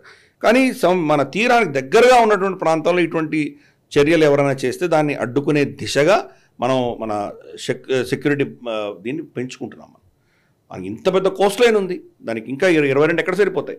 కాకపోతే 22 కనీసం ఇప్పుడు ఇచ్చాము, దీన్ని ఇంకా పెంచేటువంటి దిశగా ప్రయత్నాలు జరుగుతాయి. ప్లస్ నావిగేషన్ అన్నాం కాబట్టి మనకు ఆర్మీకి సంబంధించి నావిగేషన్లో ఏంటంటే మనకు జనరల్గా వేరే టెక్నాలజీ, వేరే దేశాల్లో ఉన్న టెక్నాలజీ మనం డిప్లాయ్ చేసుకున్నాం. ఎస్పెషల్లీ ఇజ్రాయలీ టెక్నాలజీ మన దగ్గర ఎక్కువ ఉన్నది. అంతకంటే ముందర రష్యన్ టెక్నాలజీ వాడుకునేవాళ్ళు. రష్యన్ టెక్నాలజీ చాలా అవుట్డేటెడ్. అది ఇన్ఫ్యాక్ట్ ఆ టెక్నాలజీ అసలు రష్యా కూడా వాడట్లేదు లిటరల్గా చెప్పాలంటే. కానీ మనం దాన్ని అలాగే మోసుకు తిరుగుతున్నాం మనం. కాబట్టి ఇప్పుడు మనం నావిగేషన్ మనం పెట్టుకోవాలి. మనకు ఆల్రెడీ శాటిలైట్ ఫామ్ వచ్చేసింది. మనకు GPS లాంటివి, గ్లాస్నోస్ లాంటివి, నావిక్ మనకు ఆల్రెడీ ఉంది. కాబట్టి దానిని అనుసంధానించి చేసుకోవాలి. కొన్ని ప్రాంతాల్లో నావిక్ పని చేయనటువంటి ప్రాంతాలు, ఎందుకంటే మనం ప్రపంచవ్యాప్తంగా పెట్టలేదు, మన దేశానికి సంబంధించి కొంత పెట్టుకున్నాం. కాకుండా కొంత దూరంగా వెళ్ళి దాన్ని ఏమైనా చేయాలంటే కనుక, ఫర్ ఇన్స్టెన్స్ ఆర్మీ ఇంకెక్కడైనా వెళ్ళి చేయాలి, ఇంకేదో యాక్షన్ వెళ్ళాలంటే కనుక మన దగ్గర ఎక్విప్మెంట్ ఏముండాలి? ప్రపంచంలో ఇప్పుడు ఉన్నటువంటి నెట్వర్క్లన్నింటితో అనుసంధానం అయిందే కాకుండా మనకు ఎక్స్క్లూజివ్గా నావిక్ నుంచి కూడా వాడుకునేటువంటి టెక్నాలజీ కావాలి. మనం ఏం చేస్తున్నామో మన శత్రువులు వినకూడదు. ఎక్కడి నుంచి, ఇజ్రాయెల్ నుంచి ఎక్కడి నుంచి కొన్నామంటే మన టెక్నాలజీ వాళ్ళు ఈజీగా వినొచ్చు. వాళ్ళు వినకుండా ఉండాలంటే మన టెక్నాలజీ మనకు కావాలి. అందుకని దీనికి కూడా ప్రామినెన్స్ ఇవ్వడం జరిగింది అది. కాబట్టి ఇవి రెండు కూడా క్రిటికల్ ఏరియాస్లో వాళ్ళు ఇన్వెస్ట్మెంట్స్ చేస్తున్నారు. గతంలో లాగా పెద్ద పెద్ద హై టికెట్ ఐటమ్స్ ఏదో మేము రఫాల్స్ కొనేసాం, మనం మిరాజులు కొన్నాము, సుఖాయిలు కొన్నాం, ఇవి చాలా ఈజీగా జరుగుతాయి. పెద్ద పెద్ద missiles, Barak missile, spike missile, ఏదో ఇటువంటివన్నీ మిసైల్స్ కొన్నాం మేము. ఇది కాదు, అది బేసిక్ మనకి ఎక్కడ వీక్నెస్లు ఉన్నాయో అక్కడ టార్గెట్ చేస్తున్నాం మనం. షాలో వాటర్స్, మన సముద్రం మట్ట, మన సీ కోస్ట్కి దగ్గరగా మన రక్షణ ఉందా? ఎక్కడో హై సీస్లో మనం ఏదో చేస్తున్నాం, ఇక్కడ రక్షణ పెంచుకుంటున్నాం. అలాగే ఏ కాంపోనెంట్స్లో మనల్ని దెబ్బ కొట్టగలరో మన శత్రువులు కానీ లేదా మన మిత్రులు కానీ ఆ విషయాల్లో మన ఆత్మనిర్భరత పెంచుకుంటున్నాం. కాబట్టి ప్రతి డిఫెన్స్ అక్విజిషన్ అప్రూవల్లో మనం చూస్తే కనుక ఈ థ్రెడ్ చాలా క్లియర్గా కనిపిస్తుంది. కరెక్ట్. మీరు అన్నట్టుగా ఎప్పుడైనా సరే ఇలాంటి క్లియరెన్స్ వచ్చినప్పుడు పెద్ద పెద్దవి అయితేనే కూడా ఎక్కువ మనం న్యూస్లో చూస్తాం. లైక్ ఇప్పుడు రఫాల్ అన్నట్టు, లేకపోతే INS విక్రాంత్కి క్లియరెన్స్ వచ్చిందనో, లేకపోతే భారీ గన్స్కి వచ్చిందనో, ఇలాంటి చిన్న చిన్న వాటికి రాదు. కానీ మీరు అన్నట్టుగా ప్రతి చిన్నది కూడా చాలా వాల్యుబులే. కానీ దీని విషయానికి సంబంధించి 2 క్వశ్చన్స్ ఉన్నాయి సార్. ఒకటి, మామూలుగా ఏంటి అంటే మన ఈ క్లియరెన్స్లు ఏవైతే ఉంటాయో డిఫెన్స్వి, వాటికి ఒక చాలామంది చెప్పే కంప్లైంట్ ఏంటి అంటే కొన్ని ఏళ్లకేళ్ళు పడుతుంది అని అంటారు. కానీ మీరు లాస్ట్ ఫ్యూ ఇయర్స్లో మీరు ఏమన్నా చేంజ్ చూసారా? ఏమన్నా ఈ క్లియరెన్స్లో పేస్ పెరిగితే అది ఓకేనా, ఇంకా పెరగాల? Question number 1. రెండోది ఏంటి అంటే ఏవైతే ఇప్పుడు మీరు నావిగేషన్ సిస్టమ్ గురించి ఫాస్ట్ పెట్రోల్ వెహికల్ గురించి మాట్లాడుకున్నామో అవి మేడ్ ఇన్ ఇండియావే ఉంటాయన్న గ్యారంటీ మనకు ఉందా, లేకపోతే మనం ఇంపోర్ట్ ఏమన్నా చేసుకుంటామా? మీరేమనుకుంటున్నారు? అంటే మనకు Indian developed, Indian designed, Indian manufactured IDDR అని ఒక పథకం కింద ఇవన్నీ చేస్తున్నారు. కాబట్టి డిజైన్ దగ్గర నుంచి తీసుకొని డెలివరీ దాకా భారతదేశంలో చేయాలి అన్నది భారత ప్రభుత్వం యొక్క నిర్ణయం. కానీ ప్రపంచంలో పరిస్థితి ఎలా ఉందంటే కంప్లీట్ నట్టు బోల్ట్తో సహా ఒకటే దేశంలో తయారైనటువంటి కాంపోనెంట్స్ ఎక్కడా కూడా లేవు. ఇంక్లూడింగ్ F-16s తీసుకోండి, F-35s తీసుకుందాం, కట్టింగ్ ఎడ్జ్ టెక్నాలజీస్ ఉన్నటువంటి ఐరన్ డోమ్ ఇజ్రాయెల్కి ఉన్నది తీసుకుందాము, దాంట్లో కూడా ఫారెన్ కాంపోనెంట్స్ ఉంటాయి. ఫర్ ఇన్స్టెన్స్ చైనా నుంచి చాలా కాంపోనెంట్స్ వాళ్ళకి వెళ్తున్నాయి. కరెక్ట్. మనం అమెరికా ఏదైతే మనం అపాచీ హెలికాప్టర్ వాడతామో దాంట్లో కొన్ని ఇక్కడ తయారై మనం ఎక్స్పోర్ట్ చేస్తున్నాం అమెరికాకి. Correct, absolutely right. సో అందుకని ఒక ఇంటర్ కనెక్టెడ్ ప్రపంచంలో ఈ సప్లై చైన్ లాజిస్టిక్స్ అన్నీ కూడాను ప్రతిదీ ఒక దేశంలో ఎప్పుడు జరగవు. కాబట్టి ఆ దృష్ట్యా ఒక 20-30% మన కనుక ఇంపోర్టెడ్ కాంపోనెంట్స్ అంటే పెద్ద తప్పులేదు. కానీ డిజైన్ మనదే, టెక్నాలజీ మనదే, దాన్ని మొత్తం అనుసంధానం చేసేటువంటి ఆలోచన దృక్పథం మనదే. అది ఉన్నప్పుడు కాంపోనెంట్స్ కొనుక్కుంటున్నాం అంతే, కానీ వాళ్ళు మనల్ని డిక్టేట్ చేయరు. అటువంటి యాంగిల్స్లోనే ఇవన్నీ కూడా ప్రొక్యూర్మెంట్స్ జరుగుతున్నాయి. కాబట్టి దీనివల్ల మన లోకల్ ఇండస్ట్రీస్కి చాలా లాభసాటిగా ఉండబోతున్నది. వాళ్ళకి ఇప్పుడు ఏంటంటే ఒక ఆపర్చునిటీ ఉన్నది, ఒక ఆశ ఉన్నది వాళ్ళకి.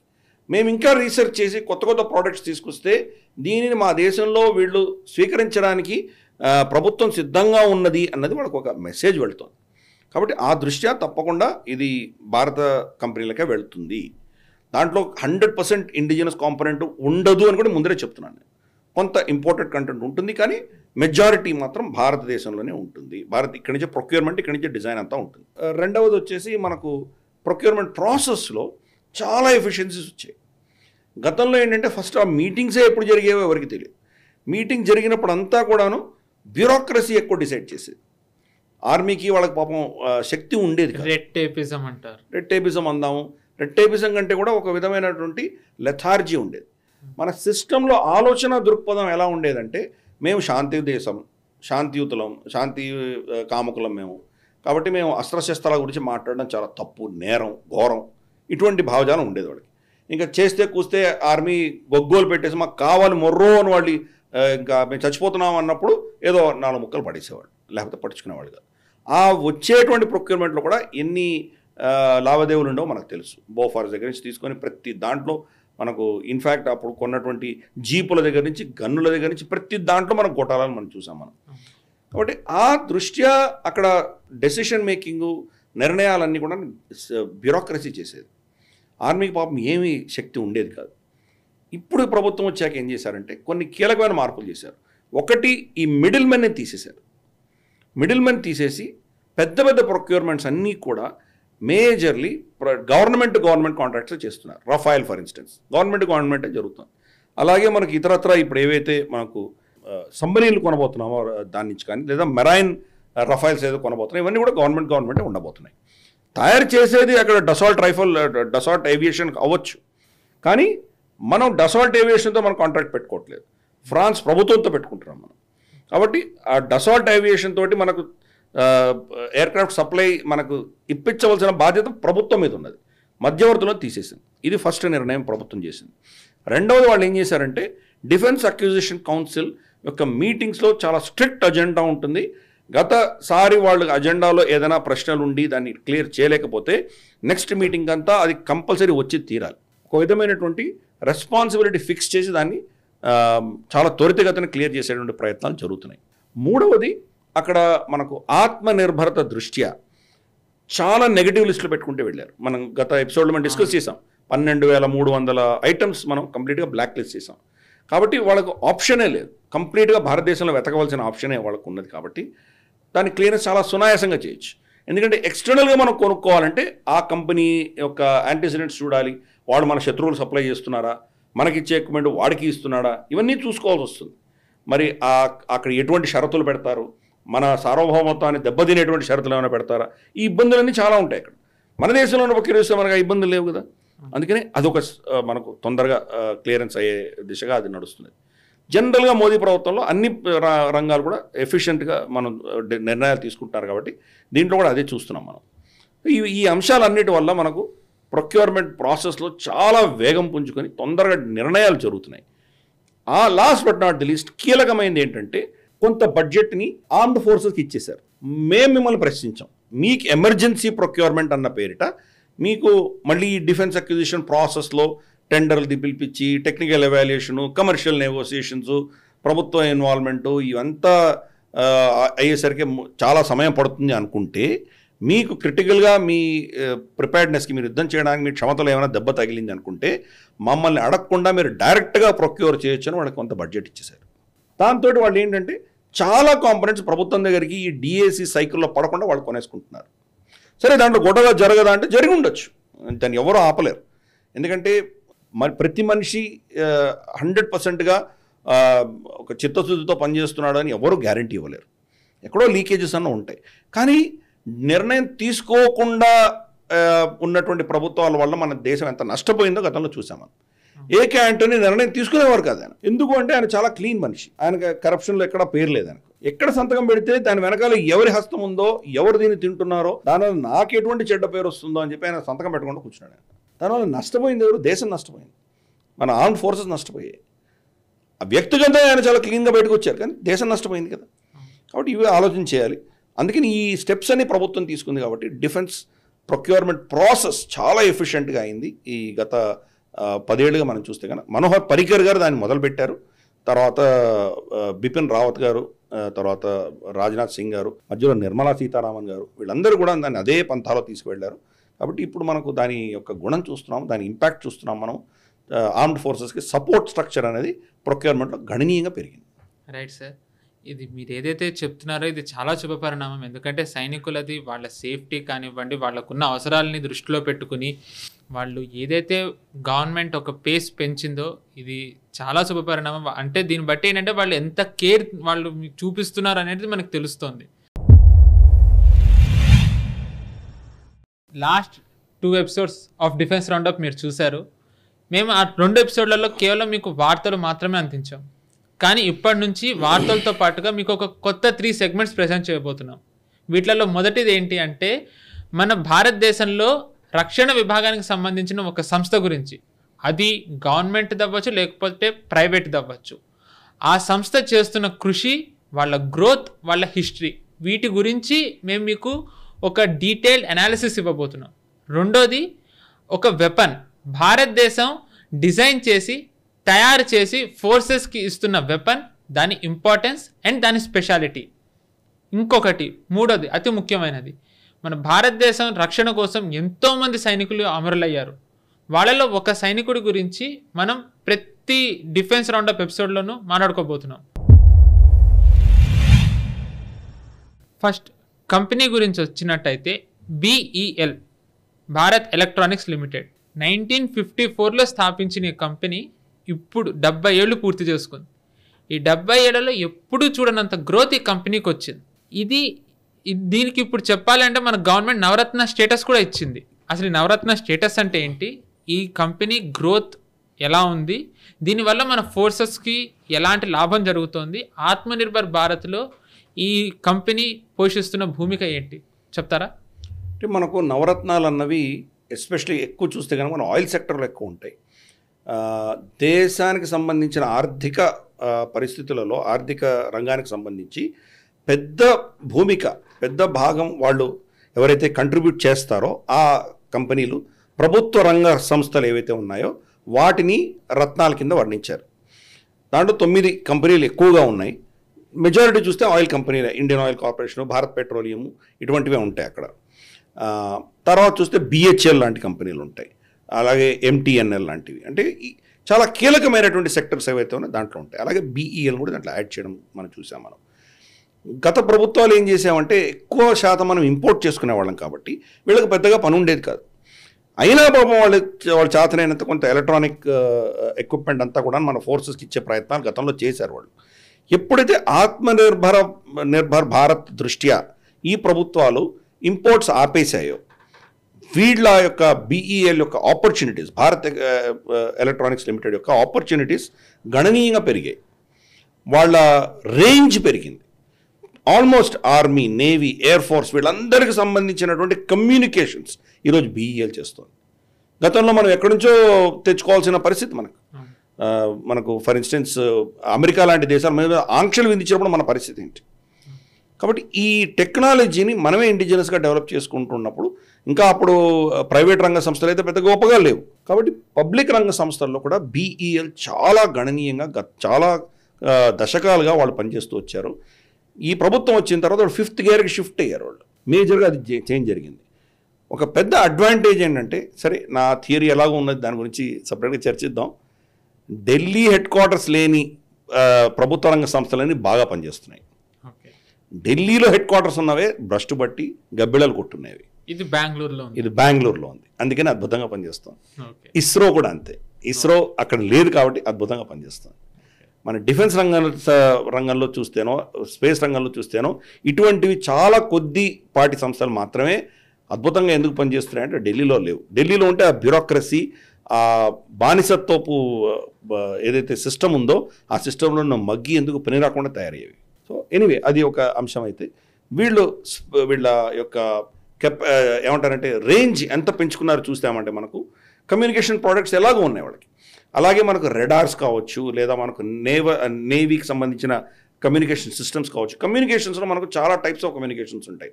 వెపన్ టు వెపన్ కమ్యూనికేషన్ ఉంటుంది. మనకు రెడార్ మిసైల్కి కమాండ్ ఇవ్వాలి. ఫర్ ఇన్స్టెన్స్ మనకు మన మీద ఏదైనా వెపన్స్ మిసైల్ పడుతోంది అంటే కనుక ఎవరో చూసి దాన్ని ఏదో టెలిస్కోప్లో చూసి ఇక్కడి నుంచి ఆర్డర్ ఇచ్చి కొట్టేటువంటి రోజులు పోయినాయి. కాబట్టి రెడార్కి సిగ్నల్ రాగానే ఫ్రెండ్ ఆర్ ఫో అని ఐడెంటిఫైయింగ్ ఫ్రెండ్ ఆర్ ఫో అంటారు. అది ఐడెంటిఫై చేసి మన మిత్రులా శత్రువులా, మనమే ఏదో టెస్టింగ్ చేస్తున్నామంటే దాన్ని మనం షూట్ డౌన్ చేస్తున్నామా, మన మీద మనమే వేసుకుంటున్నామా, మన ఎయిర్ క్రాఫ్ట్ మీద మన హెలికాప్టర్ మీద మనమే షూట్ చేస్తున్నామా, లేదు ఇది శత్రువుది అని ఐడెంటిఫై చేయడానికి ఒక టెక్నాలజీ ఉంటుంది. ఆ టెక్నాలజీ మనకి గతంలో బయట నుంచి వచ్చేవి. ఆ టెక్నాలజీ ఇప్పుడు బీఈఎల్ ఇస్తుంది మనకి. ఆ టెక్నాలజీ ఐడెంటిఫై చేసిన తర్వాత ఒక రెడారు ఒక మిసైల్ సిస్టమ్కి కమ్యూనికేట్ చేస్తుంది. ఆ కమ్యూనికేషన్ అనేది ప్రోటోకాల్ చాలా పటిష్టంగా ఉంటుంది, ఎవరు దాన్ని వెళ్ళలేరు. దాంట్లో ఎన్క్రిప్షన్ పర్ఫెక్ట్గా ఉంటుంది. అది అలాగే ఒక ఎక్విప్మెంట్కి మనిషికి మధ్యలో ఉండొచ్చు. ఒక పైలెట్టో, లేకపోతే ఒక షిప్ నేవల్ ఇతనో, లేకపోతే ఒక ఆర్మీ కమాండరో బహుశా తను కొన్ని కమాండ్స్ ఇచ్చి కొంత తెలుసుకోవాల్సిన ఆవశ్యకత ఉండవచ్చు. ఆ కమ్యూనికేషన్ కావచ్చు. ఇలాగ మనుషుల మధ్యలో కమ్యూనికేషన్ ఉండొచ్చు. పైలట్కిను కింద ఉన్నటువంటి గ్రౌండ్ ఫోర్స్కి కమ్యూనికేషన్ కావచ్చు. ఇవన్నిట్లో కూడా ఎన్క్రిప్షన్స్ పర్ఫెక్ట్గా ఉండాలి. భారతదేశంలో ఉన్నటువంటి మనకు ఒక పెద్ద ప్రాబ్లం మనకేముందంటే మల్టిపుల్ సిస్టమ్స్ కొన్నాం మనం. రష్యా నుంచి కొన్నాం, ఫ్రాన్స్ నుంచి కొన్నాం, ఇజ్రాయెల్ నుంచి కొన్నాం, అమెరికా నుంచి కొన్నాం. ఇవన్నీ అమెరికాకి సంబంధించిన అలైడ్ ఏవైతే ఉన్నాయో వాళ్ళకందరూ ప్రోటోకాల్స్ ఒకటే ప్రోటోకాల్స్ ఉంటాయి. చాలా ఈజీగా కమ్యూనికేషన్ ఉంటుంది. ఇప్పుడు జపాన్ తర్వాత అమెరికా, ఆస్ట్రేలియా వీళ్ళు కలిసి చైనా మీద యుద్ధం చేయాలంటే వాళ్ళ కమ్యూనికేషన్లో ఎటువంటి ప్రాబ్లం ఉండదు. కానీ అదే మన సుకోయిల్ వాళ్ళతో మాట్లాడాలంటే ఎలా మాట్లాడతాయి అవి? సుకోయిల్ ఏమో రష్యన్ టెక్నాలజీ. రఫైల్స్ మాట్లాడాలంటే ఎట్లా మాట్లాడతాయి? రఫైల్స్ సుకోయిల్ ఎట్లా మాట్లాడతాయి? సో ఈ ఇబ్బందులు మనకున్నాయి. కాబట్టి వీటిని బ్రిడ్జ్ చేసి వీటి యొక్క ఈ రెండు కమ్యూనికేషన్ని బ్రిడ్జ్ చేసి లీక్ అవ్వకుండా పర్ఫెక్ట్ కమ్యూనికేషన్ వచ్చి మనల్ని చంపుకోకుండా ఉండే దిశగా మనకు కమ్యూనికేషన్ ఉండే దిశగా బీఈఎల్ పనిచేస్తుంది. ఇన్ఫాక్ట్ చెప్పాలంటే ఇది ఇంకా వెరీ బిగ్ అచీవ్మెంట్. ఎందుకంటే ఒక్కటి ఇండిజినస్లీ టెక్నాలజీని డెవలప్ చేసి అది allies కి ఇవ్వడం కాకుండా 2 ఆపోజిట్ ఫోర్సెస్లో ఉన్న వాటివి క్లాష్ అవ్వకుండా ఉండే టెక్నాలజీని కనుక్కుని దాన్ని కన్విన్స్ చేయడం, అందరినీ కన్విన్స్ చేసి దాన్ని వాడడం అంటే it's very big achievement. Absolutely wonderful achievement. ఎందుకంటే అమెరికాలో చాలా ఈజీ, వాళ్ళ ప్రోటోకాల్స్ అన్ని స్టాండర్డ్. కాబట్టి ఆ స్టాండర్డ్లో మనం ఎవరైనా ఏమో చేయొచ్చు. కానీ ఇంత మల్టీ ఫ్యాసెటెడ్, కంప్లీట్లీ కాంప్లికేటెడ్, వీళ్ళ జనరేషన్స్ వేరే. ఒకడు 3rd జనరేషన్ కమ్యూనికేషన్ ఉంటే, ఇంకోటి 4th జనరేషన్ ఉంటే, ఒకటి 2nd జనరేషన్ కమ్యూనికేషన్ ఉంటే, MiG-21 ఏమో 0 జనరేషన్, ఎప్పుడో పాత కృతయుగం కమ్యూనికేషన్లు. వీటిని అన్నిటి అనుసంధానం చేయాలి.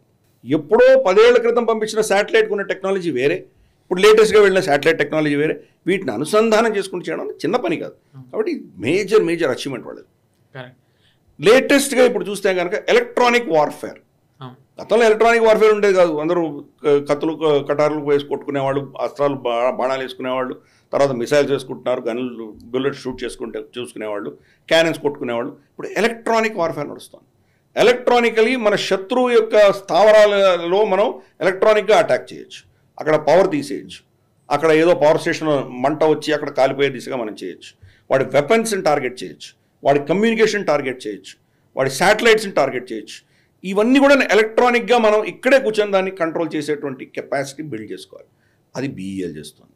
రైట్. అండ్ ఏదైతే మీరు ఎలక్ట్రానిక్ వార్ఫేర్, దాని తర్వాత రేడార్స్, కమ్యూనికేషన్ సిస్టమ్స్ అన్నారో, ఈ మూడే కాకుండా వీళ్ళు చాలా రంగాల్లో, అంటే డిఫెన్స్కి ఒక్కటే కాకుండా వీళ్ళు ఇంకా చాలా రంగాల్లో వీళ్ళు చేస్తున్నారు. ఓటింగ్ దాంట్లో కూడా BEL రోల్ ఉంది.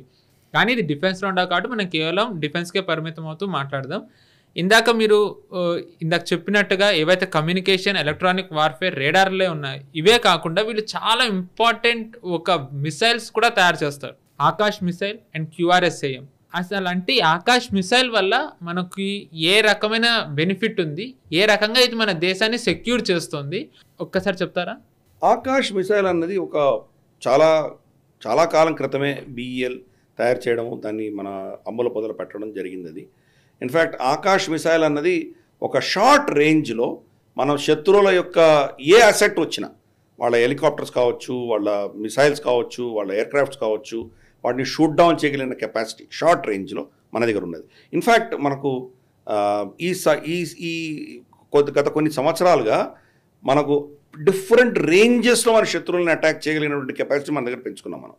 షార్టెస్ట్ రేంజ్ QRSAM అంటే quick reaction surface to air missile. SAM అంటే సర్ఫేస్ టు ఎయిర్ మిసైల్. ఇక్కడి నుంచి కొట్టగలిగింది. క్విక్ రియాక్షన్ అంటే 7 కిలోమీటర్లు 10 కిలోమీటర్ల దూరంలో వాడు కొట్టాడంటే దాన్ని కూడా రెస్పాన్స్ ఇవ్వగలిగింది. అటువంటిదే ఆకాశ్ అనేది ఇంకొంత అడిషనల్ రేంజ్, పినాకా ఇంకొంత రేంజ్. ఇటువంటి మనం డిఫరెంట్ రేంజెస్లో అటాక్ చేయగలిగిన పెట్టుకున్నాము. ఇంకా మనకు పృథ్వీ లాంటివి, అగ్ని లాంటివి, ఇవన్నీ కూడా ఇంకా డిఫరెంట్ రేంజెస్లో పెట్టుకున్నాం మనం. ఆకాశ్ అనేది చాలా కీలకమైంది మనకి. ఎస్పెషలీ బార్డర్ ఏరియాస్లో మనం చూసామంటే మన శత్రు స్థావరాలు చాలా దగ్గరగా ఉంటాయి. వాళ్ళు అక్కడి నుంచి ఫైర్ చేస్తే కానీ మన రెస్పాన్స్ చాలా ఫాస్ట్గా ఉండాలి. బహుశా మనకు వాళ్ళు మిసైల్ కొట్టిన తర్వాత 1 నిమిషం 2 నిమిషాల కంటే ఎక్కువ టైం మనకు ఉండకపోవచ్చు. ఆ 2 నిమిషాల లోపు దాన్ని పసిగట్టి దాని ట్రెజెక్టరీ చూసి ఎగ్జాక్ట్గా దాన్ని వెళ్ళి కొట్టగలిగినటువంటి హై ఎండ్ టెక్నాలజీ మనకు కావాలి. అది ఆకాశంలో ఉంది. అది అందుకని అటువంటి టెక్నాలజీ వీళ్ళు BEL చేసింది. ఈరోజు మనం ఆకాష్ ఎక్స్పోర్ట్ కూడా చేయడానికి సిద్ధంగా ఉన్నాం. మనం ఎక్స్పోర్ట్ మార్కెట్లో Akash is a very serious product. In fact చెప్పాలి అంటే కనుక ఆకాష్కు ఉన్న ఒక అడ్వాంటేజ్ ఏంటి అంటే, ఏవైతే ఆకాష్ ఒక స్పెసిఫికేషన్స్ ఉన్నాయి, అంటే అది లాంగ్ డిస్టెన్స్ కానివ్వండి, దాని ఆపరేషనల్ రేంజ్ కానివ్వండి, ఇది చూసుకున్నట్టయితే వేరేవి ఏవైతే వెస్ట్రన్ ఉన్నాయో ప్రైస్ పరంగా అంటే ఆపరేషనల్ రేంజ్ చూసుకుంటే మనం ఆన్ పార్ ఉన్నాం. ప్రైస్లో మనం ఇంకా తక్కువ ప్రైస్లో మనం తయారు చేయగలుగుతున్నాం. అది మనకు ఒక అడ్వాంటేజ్ అవుతుంది ఇంకా చెప్పాలి. ఎందుకంటే మన టెక్నాలజీ అంతా కూడాను మనం ఫస్ట్ సోవియట్ యూనియన్ నుంచి చాలా అబ్జర్వ్ చేసాం. మన టెక్నాలజీకి basis Soviet union technology. Soviet union technology ఎప్పుడు కూడా అమెరికన్ టెక్నాలజీ కంటే చాలా చీప్గా ఉండేది. అదే రిజల్ట్ అచీవ్ చేసినా వాళ్ళు తక్కువ ధరలోనే వాళ్ళు అచీవ్ చేసేవాళ్ళు. ఫర్ ఇన్స్టెన్స్ వాళ్ళ రాకెట్స్ చూద్దాం మనం. అపోలో రాకెట్స్ కానీ, లేదా వాళ్ళ పెద్ద పెద్ద ఏవైతే వీళ్ళ లూనార్ మిషన్స్ వెళ్ళాయి, లేదా స్పేస్ షటిల్స్ ఎండెవర్, ఇటువంటివి ఏవైతే కొలంబియా ఏవైతే ఉన్నాయో, వీటిలో ఇంధనం ఫ్యూయల్ సోలిడిఫైడ్ హైడ్రోజన్, సోలిడిఫైడ్ ఆక్సిజన్ పెట్టేవాడు. అంటే హైడ్రోజన్ని ఆక్సిజన్ని వాళ్ళు లిక్విడ్ గ్యాస్ స్టేట్ నుంచి లిక్విడ్ స్టేట్ కాదు, ఈవెన్ సాలిడ్ చేసేవాళ్ళు. దాన్ని ఒక ఇటుకల్లాగా తయారు చేసి లోపల పెట్టేవాడు. అంటే ఎంత చలి కావాలి దానికి, అది చేయడానికి ఎంత కష్టపడాలి వాళ్ళు. ఆ ఇంధనం అంతా కూడా అంత హై కాస్ట్ తోటి వాళ్ళు చేసేవాడు. సోవియట్ యూనియన్ కెరోసిన్తో పంపించేవాడు. వాళ్ళ సూయిజ్ రాకెట్స్ అని కెరోసిన్తో పోయేవి. చాలా తక్కువ వీటితో వెళ్ళేవాళ్ళు. అమెరికాలో వాళ్ళు స్పేస్లో, ఎందుకంటే మనకు గ్రావిటీ ఉండదు కదా, గురుత్వాకర్షణ శక్తి ఉండకపోయేసరికి మనకు పెన్ను అన్నది మన గ్రావిటీతోనే పనిచేస్తుంది. ఇంకెలా ఫ్లో అవుతుంది ఇది, ఇంక వెళ్ళాలంటే గ్రావిటీ కావాలి. గ్రావిటీకి వల్ల అది కిందికి వస్తుంది కాబట్టి మధ్యలో బాల్ పెట్టి దాన్ని కంట్రోల్ చేస్తాము, దాంతో రాస్తున్నాం మనం. అమెరికా చాలా రీసెర్చ్ చేసి కొన్ని మిలియన్స్ ఆఫ్ డాలర్స్ ఖర్చు పెట్టి గ్రావిటీని డిఫై చేస్తూ దానికి ఒక మోటార్ పెట్టి దాన్ని కంట్రోల్ చేస్తూ ఒక పెన్ తయారు చేశారు. సోవియట్ స్పేస్ ఏజెన్సీ ఏదైతే ఉందో, ఇప్పుడు కోర్స్ దాన్ని రాస్కాస్మోస్ అంటే రష్యా ఉంది, ఇప్పుడు సోవియట్ యూనియన్ లేదు కదా, వాళ్ళు పెన్సిల్ వాడేవాడు. సో సింపుల్ టెక్నాలజీ వాళ్ళు వాడేవాడు. వీళ్ళు చాలా కాంప్లికేట్ చేసేవాళ్ళు అమెరికన్స్. దాని నుంచి మనం నేర్చుకున్నాం కాబట్టి మన టెక్నాలజీ అంతా కూడా తక్కువ ధరలో వెళ్ళగలుగుతున్నాం. ఈరోజు అంటే భూమి నుంచి మార్స్కి మనం ఒక శాటిలైట్ పంపించామంటే అమెరికాలో ఒక హాలీవుడ్ సినిమా ఖర్చు కంటే తక్కువలో మనం పంపించగలిగాం. కాబట్టి మన కాస్ట్ ఎప్పుడు కూడా చాలా తక్కువ ధరలో ఎక్కువ రిజల్ట్ తీసుకొచ్చేటువంటి కెపాసిటీ మన దగ్గర ఉన్నది. మన ప్రధాని కూడా అంతే. ఆయన ఒక ఊరికి వెళ్ళారంటే దారిలో ఇంకో ఊరిని చూసుకొని వస్తారు. ఆయన 2 ట్రిప్పులు కొట్టకుండా ఒకటే ట్రిప్లో మల్టిపుల్ దేశాలకు వెళ్ళి రావడం అనేది మనకు భారతదేశంలో మన నైజమే ఉన్నది అది. కాబట్టి మన ప్రోడక్ట్స్ అన్నీ కూడా చాలా అఫోర్డబుల్గా ఉంటాయి. అదే ప్రోడక్ట్ వేరే దేశంలో చూస్తే కానీ మనం ఎప్పుడు కూడా చీప్గా ఉంటాం. మనం ఎటొచ్చి ప్రాబ్లం ఏంటంటే ఇంతవరకు భారతదేశం రక్షణ రంగంలో ఒక శక్తి అని ప్రపంచంలో ఎవరు గుర్తించలేదు. కాబట్టి ఈరోజు మనం ఎక్స్పోర్ట్లోకి వెళ్తుంటే మనకు అంత తొందరగా స్పందన రావట్లేదు. ఇప్పుడు ఫర్ ఇన్స్టెన్స్ ఫిలిప్పైన్స్ బ్రహ్మోస్ కొనుక్కుంది అంటే దాంట్లో రష్యన్ కాంపోనెంట్ ఉంది, టెక్నాలజీ ఉంది అని నమ్మకంతో కొన్నారు వాళ్ళు. బట్ అర్మేనియా గతిలేని పరిస్థితిలో వాళ్ళు మన దగ్గర పినాక కొనుక్కున్నారు వాళ్ళు. కాబట్టి ఇవన్నీ ఏంటంటే ఇంకా కొంత భారతదేశం మీద వాళ్ళకు ట్రస్ట్ పెరగడానికి ఆటోమేటిక్గా పెరుగుతుంది అని నేను భావిస్తున్నాను. ఎందుకంటే చైనా క్షీణిస్తుంది కదా. చైనా క్షీణిస్తూ వాళ్ళ అస్త్రాలు వాళ్ళు ఫోర్స్ఫుల్గా వీళ్ళకి అమ్మారు. అవన్నీ నాసిరకమని తేలాయి. మియన్మార్లో వాళ్ళ ఈవెన్ J-10 ఏదైతే ఉందో దాని ఫ్రేమే క్రాక్స్ ఇచ్చాయి. కాబట్టి అంత నాసిరకమైనటువంటి అస్త్రాలు కాబట్టి ఆటోమేటిక్గా ప్రత్యామ్నాయం చూసుకోవాలి. రష్యా మీదనో అమెరికా మీదనో డిపెండెన్సీ లేకుండా వెళ్ళాలంటే గతంలో చైనా ఒకటే ఉండేది, ఇప్పుడు భారతదేశం ఒక ఆప్షన్ వస్తున్నది. కాబట్టి రాబోయే 5 నుంచి 10 సంవత్సరాల లోపల మనం ఒక శక్తిగా ఎదగబోతున్నాం. అప్పుడు ఆకాశ్ అనేది చాలా కీలకంగా అవబోతున్నది. ఆకాశే కాదు, ఆకాశ్ బహుశా దాంట్లో వర్షన్స్ రాబోతున్నాయి. రాబోయే రోజుల్లో ఎక్కువ వర్షన్స్ వస్తాయి. BEL ఫర్ ఇన్స్టెన్స్ మనకు బెంగళూరులో అంతా కూడా ఎలక్ట్రానిక్ సిటీ అంటారు. అక్కడ ఎలక్ట్రానిక్ ఎకోసిస్టమ్ బ్రహ్మాండంగా ఉంది అక్కడ. అంటే ఐటీ ఇండస్ట్రీ పక్కన పెట్టినా కానీ కూడా ఎలక్ట్రానిక్స్ ఇండస్ట్రీ ఇక్కడ చాలా పటిష్టంగా ఉంది అక్కడ. BEL పుణ్యం అంటూ చాలా మనకు యాన్సిలరీ యూనిట్స్ చాలా వచ్చినాయి. ప్రతి సబ్ కాంపొనెంట్ దానికి సంబంధించినటువంటి సాఫ్ట్వేర్, దానికి సంబంధించినటువంటి రిట్రీవల్, దానికి సంబంధించినటువంటి మెయింటెనెన్స్ సాఫ్ట్వేర్స్ ఇవన్నీ కూడా చాలా అన్నీ మన దేశంలో తయారవుతున్నాయి. కాబట్టి BEL అన్నది ఒక పెద్ద ఇంజన్ లాంటిది. వాళ్ళు ఫైనల్గా ఏం ఆవిష్కరిస్తారో అది ఒక ఎత్తు అయితే వీళ్ళ మీద ఆధారపడినటువంటి మిగతా ఇండస్ట్రీ అంతా కూడాను అది కూడా వాళ్ళు రీసెర్చ్ చేస్తున్నారు, వాళ్ళు కూడా ఎదుగుతున్నారు.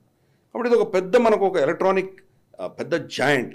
ఈ కమ్యూనికేషన్ నెట్వర్క్స్లో, ఈ రడార్స్లో, నావిగేషన్స్లో వీటికి సంబంధించి ఈ మన దేశం ఆత్మనిర్భరత తెచ్చుకుంటుంది. దానికి BEL ఒక మేజర్ ఫోర్స్ కింద మనం దాన్ని భావించాలి. రైట్ సార్, ఇది అన్నట్టుగా ఇది Bharat success story, BEL success story. ఇది ఇలాగే ఇంకా చాలా కంపెనీస్ ఇలాగే సక్సెస్ స్టోరీలు రావాలని చెప్పి వాటిని కూడా మనం ఇలాగే తెలియజేయాలని చెప్పి కోరుకుంటున్నాను. నెక్స్ట్ ఇప్పుడు భారత్ ఇటీవల టెస్ట్ చేసి ప్రపంచానికి తన శక్తి చాటి చూపించింది ఒక వెపన్ ద్వారా. దాని పేరే BMD. ఆ వెపన్ ఏంటి, ఆ వెపన్ ద్వారా భారత్ ప్రపంచానికి ఇచ్చిన మెసేజ్ ఏంటో గిరిధర్ గారి మాటలో తెలుసుకుందాం. సార్, BMD భారత్ ఇటీవలే టెస్ట్ చేసింది. ఫెంటాస్టిక్ రిజల్ట్స్ వచ్చాయి. రాజ్నాథ్ సింగ్ గారు కానివ్వండి, డిఫెన్స్ అఫీషియల్స్, గవర్నమెంట్ వాళ్ళందరూ కూడా దాన్ని ఎక్నాలెడ్జ్ చేశారు, మెచ్చుకున్నారు. సో ఈ BMD ద్వారా భారత్ శత్రువులకు ఇచ్చిన మెసేజ్ ఏంటి, అండ్ వెరీ రేర్ ఇలాంటి యాంటీ బెలిస్టిక్ మిసైల్ సిస్టమ్ ఉన్న కంట్రీస్ చాలా తక్కువ ఉన్నాయి ప్రపంచంలో. అలాంటి తక్కువ ఏదైతే ఇలాంటి మిసైల్ సిస్టమ్ ఉన్న దేశాలు ఉన్నాయో వాటిలో భారత్ ఒకటే. దీన్ని మనం ఎలా చూడాలి? BMD అనేది ఒక చాలా అద్భుతమైనటువంటి ఒక సిస్టమ్ మనం ఆవిష్కరించుకోగలిగాము. బ్యాలిస్టిక్ మిసైల్ డిఫెన్స్ సిస్టమ్ అది BMD అంటే. బ్యాలిస్టిక్ మిసైల్స్కి తర్వాత క్రూజ్ మిసైల్స్కి బహుశా మనం ఇంకొక ఎపిసోడ్లో దాని గురించి డిస్కస్ చేద్దాం డీటెయిల్గా. బ్యాలిస్టిక్ మిసైల్స్ అన్నది 2 వెరైటీస్ ఉంటాయి. బ్యాలిస్టిక్ మిసైల్ అన్నది బేసిక్గా ఏంటంటే ఒక పాయింట్ నుంచి ఇంకో పాయింట్కి కొట్టగలిగినటువంటిది బ్యాలిస్టిక్ మిసైల్. ఇక్కడి నుంచి ఫైర్ చేస్తే దాని యొక్క ఎలివేషను, దాని యొక్క డైరెక్షన్ పట్టి ఎక్కడ కొట్టాలో అది ఆల్రెడీ ప్రీ ప్రోగ్రామ్ చేసి కొడతారు దాన్ని. అది కొన్ని మిసైల్స్ ఏమవుతాయంటే ఆల్మోస్ట్ మన అట్మాస్ఫియర్ ఎంతవరకు ఉన్నదో అంత దాకా వెళ్ళి కింద పడవచ్చు. కొన్ని దాన్ని దాటి కూడా మళ్ళీ తిరిగి రావచ్చు. సో ఇవన్నీ కూడా ఏంటంటే దానికి సంబంధించినటువంటి ఇంధనం దాంట్లో పెడతారు. ఎందుకంటే భూమి కక్షలో ఉన్నప్పుడు ఆక్సిజన్ ఉంటుంది. ఆక్సిజన్తో వెళ్ళినటువంటివి, ఆక్సిజన్ వాడుకొని వెళ్ళేటువంటివి కొన్ని మిసైల్స్ ఉంటాయి. ఆక్సిజన్ అయిపోయి స్పేస్లోకి వెళ్ళి అక్కడి నుంచి కింద పడుతున్నది, ఆక్సిజన్ తక్కువ ఉండడం, ఆల్మోస్ట్ ఆక్సిజన్ లేకపోవడం అనే పరిస్థితుల్లో బహుశా వీళ్ళు లిక్విఫైడ్ కానీ సోలిడిఫైడ్ ఆక్సిజన్లో పెట్టవలసిన ఆవశ్యకత ఉండొచ్చు వాళ్ళకి. లేదా ఈ స్పీడ్తోనే అక్కడ దాకా వెళ్ళి అక్కడి నుంచి వాళ్ళు దాని ట్రెజెక్టరీ, ఒక భూమి యొక్క ఆకర్షణ శక్తితోటి దాని యొక్క వేగం, స్పీడ్ మళ్ళీ పెంచుకొని మళ్ళీ కిందికి వచ్చే దిశగా వాళ్ళు ప్లాన్ చేయొచ్చు. ఇది బ్యాలిస్టిక్ మిసైల్.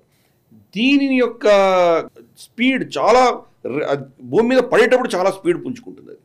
కానీ దీన్ని ట్రాకింగ్ చేయాలి, ఎక్కడి నుంచి ఫైర్ చేశారు, ఫైర్ చేస్తే ఇది ఎటు వెడుతుంది, వీడు ఫైర్ చేసిన యాంగిల్, స్పీడు, దాని యొక్క డైరెక్షన్ ఇవన్నీ కూడా పసిగట్టి అది ఎక్కడ పడేటువంటి అవకాశాలు ఉన్నాయి, ఎంత స్పీడ్లో వచ్చేటువంటి అవకాశాలు ఉన్నాయి, ఇవన్నీ కూడా పసిగట్టి దాన్ని కౌంటర్ చేయగలిగారు. ఇది ఉన్నటువంటి రేంజ్ జనరల్గా 4-5 వేల కిలోమీటర్ల దూరంలో వాళ్ళు కొట్టగలరు. 4-5 వేల కిలోమీటర్లు వీళ్ళు బహుశా 3 నుంచి 4 నిమిషాల్లో వీళ్ళు అది అచీవ్ చేయగలరు. మ్యాక్సిమం 7 to 8 మినిట్స్లో అది టార్గెట్ని ఛేదిస్తుంది. వాళ్ళు ఫైర్ చేశారంట. అంటే మనకు ఉన్న సమయం ఎంత, దాంట్లో సగం అనుకుందాం, అంటే 4 నిమిషాల్లో దాన్ని మనం కౌంటర్ చేయాలి. ఇప్పుడు మామూలుగా మనం ఇటీవల చూస్తున్నాం ఇజ్రాయెల్ మీదకి ఎలా వెపన్స్ వచ్చాయో, హూతీస్ వేశారు, ఇరాన్ వేసింది, and at the same time Israel కూడా ఇరాన్ మీద కేసింది. సో ఇప్పుడు మన దేశంలో చూసుకున్నట్టయితే ఇప్పుడు మనం బార్డర్స్లో మనం ఇలాంటి వాటిని అన్నింటినీ పెట్టి ఉంచాం. S-400 ఉంది, మీరు అన్నట్టుగా ఆకాశ్ ఉన్నాయి. సో మనం స్ట్రెంథన్ చేస్తున్నాం, మిసైల్స్ వస్తే కనుక బార్డర్లో మనం ఎలా సెక్యూర్ చేసుకోవాలని.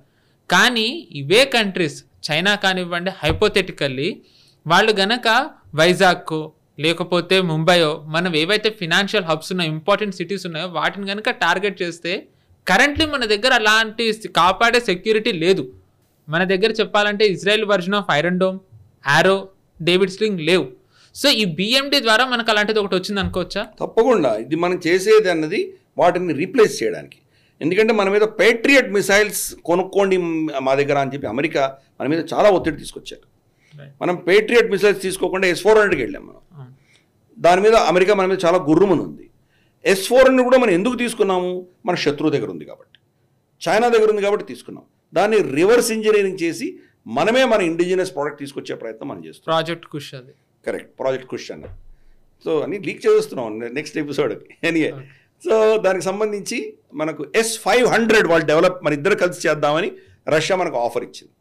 చేస్తామో లేదా మన ఇష్టం, కానీ మన ఇండిజినస్గా ప్రాజెక్ట్ కుష్ దృష్ట్యా మనం దాన్ని మన సైడే మనం ఒక ఆ రేంజ్లో ఉన్నటువంటి మనం తయారు చేసుకుంటున్నాం.